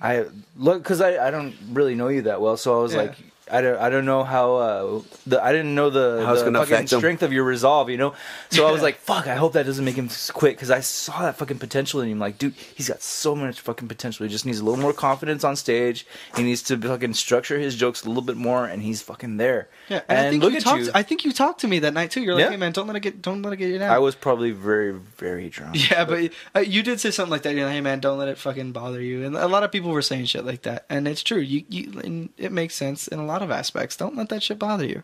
And like I said, I've never, even then, felt like quitting. And it's one of those things that I think about where people have been like, man, I did really awful tonight, man. I don't know if I'm going to come back. And I'm like, don't fucking think like that. Don't fucking think like that. Even if someone out there, like I've heard these things and it was kind of a joke, but it also makes sense. There are people out there that really want to be comedians. Like me, and like you, and like several other people in El Paso, and everywhere else. There are people out there who really want to be musicians. There are people out there who, you gotta admit, who really want to be garbage collectors. Like, they are dying. That is their fucking dream job. For whatever reason, they think it's awesome. Yeah. And maybe one day some person's like, hey, you left some trash in the bin. And he's going to be like, oh, fuck it, man. I'm just going to quit. No, he's going to fucking do that shit well because he cares about it. I'm going to do my comedy as best I can because I care about it. You know, people are going to be musicians or work as much as they can because they care about it. And that's the thing, man. If you're doing it for a hobby and you feel like you want to quit because you ate a dick real bad one night, then... fuck it, you lost a hobby. No big deal. Exactly. I don't build ships in tiny bottles anymore because I tried to fuck one once. But no, I'm kidding. But can you imagine? That was another story, and this one involves turtle too. But no, it's like. But I mean, that's the thing. If you really care about something, don't ever worry about one or two failures. Don't be afraid to fail. That's what I would say. Don't be afraid to fail. Don't be afraid to taste that salty dick that is definitely coming your way. There's a lot of dicks in your future if you're going to try comedy. Ugh. There's mountains of dicks. $2 whores will be envious of the amount of dicks you have. And it's real bad. But, yeah, you know, don't feel bad. Keep working. Be funny. Other things, this sounds weird, but it makes sense, like what we were talking about earlier. Try not to pick sides. Don't be, and it sounds also very pussy, like, man, just stay in the middle. Like, no, I mean, as soon as you pick a side, you've already probably identified yourself as something that you don't want to be. Like, I pretty much already identified myself as the guy who would much rather be a comedian than a businessman. And that's true. Now, does that mean if somebody's going to come up and say, hey, we're super business-oriented, but we want you to do a show with us? Yeah, I'll fucking take that show, because it's exposure, it's money, it's a show that I get to do, and it's fucking great. And, you know, anybody that's out there thinking of starting... There's a quote, and I can't remember who said it, but it was, you don't have to be great to start, but you have to start to be great. And it's one of the most, another thing that's really inspirational. And if you haven't picked that up on me already, I'm way into fucking the more inspiring people, you know. You're the Tony Robbins of comedians, man. You're fucking inspirational speakers. I love it, and that's the thing I talk about, man. I really do care about that, man. But it's awesome, like, that's why I asked you that question, because the way that you fucking convey that, I know that some fucking whoever of the 10 people that listen to our fucking podcast, I know that somebody who wants to fucking give it a try, they're gonna hear that and it's gonna strike a chord. And if you are that one person in 10, fucking do it, definitely. And I mean everything I'm saying, and and I agree. And thank you for asking that question. It's an awesome fucking question. But yeah, I mean I think that's kind of it. That's all I have to say about it, man. Yeah, man. All right, and with that in mind, one last question. Go for it. What's next? What's the next step for Nick? As a comedian, as a human being, where are you going to grow from here? Right now, I mentioned earlier, I'm taking theater classes. I want to be a better performer. And if that doesn't fucking say that I'm dying to be a comedian, I don't know what does, man. I really just want to be the guy that fucking knows how to hold a crowd, knows how to fucking go up there and just put on the best show possible, does a lot of different things. The one thing I can't do, and Adam's told me about it before, is that, or it's not that I can't do it, or maybe I haven't tried, or I just don't do that on stage, is act. When I am two different characters talking to each other, I kind of just do my voice back and forth. I could act, I could make it more of a show, I could kind of do more, I could do voices more. I'm practicing voices, and I feel like by the time I finish my degree, because I just started, literally the first semester right now, and I want to learn more. And when I started my culinary arts degree, that was a fallback. Like, in case this shit doesn't work, at least I can open a bar or a restaurant. And it was one of those things where I was like, nah, man, you can't learn how to be a comedian or an actor. You gotta just go out there and do it. And then 4 years later, I was like, I fucking need to learn how to be a comedian and an actor. And I'm glad I'm going back, man. It's teaching me stuff. And just, you know, that's what I want to do. I want to learn right now. That's what I'm doing. And that's what you're going to be doing no matter what, even 50 years down the line. You think Lewis Black still isn't learning? Fuck that. You think George Carlin didn't learn until the day he fucking died? You think Sam Kinison didn't learn until his death and shit like that, man. And Bill Burr is probably still learning too, man. And I definitely give that to him, man. You gotta keep learning, you gotta keep figuring shit out, and you keep doing it. You're a better performer every time you go up. Even if one night you kick ass, next night you go up and it sucked. Who knows? Maybe technically by definition standards and shit like that, if some judge was in the audience, maybe that show that you feel like you had a dick on was 10 times better than the one you did the night before. You're always growing, you're always doing things, and right now that's my goal. I want to grow, I want to do more venues, I want to get my name out there and just fucking be better. That's the total end goal, is to be the best comedian I can be, and the best comedian I can be is the comedian I am the day before I die. Awesome, man. Yeah, man. I think that is the perfect note to fucking end it on. Thanks for being on. Dude, thanks for having me, man. Thanks for being on the show. Thanks for bringing beers and dude, thanks What for... is a podcast without alcohol? Exactly. All right, you guys. Nick Thomas, fucking find him on Twitter, find him on Facebook, find him out there in the real fucking world where he is, Cheers. telling his funny jokes. And we will see you fuckers later. And signing off.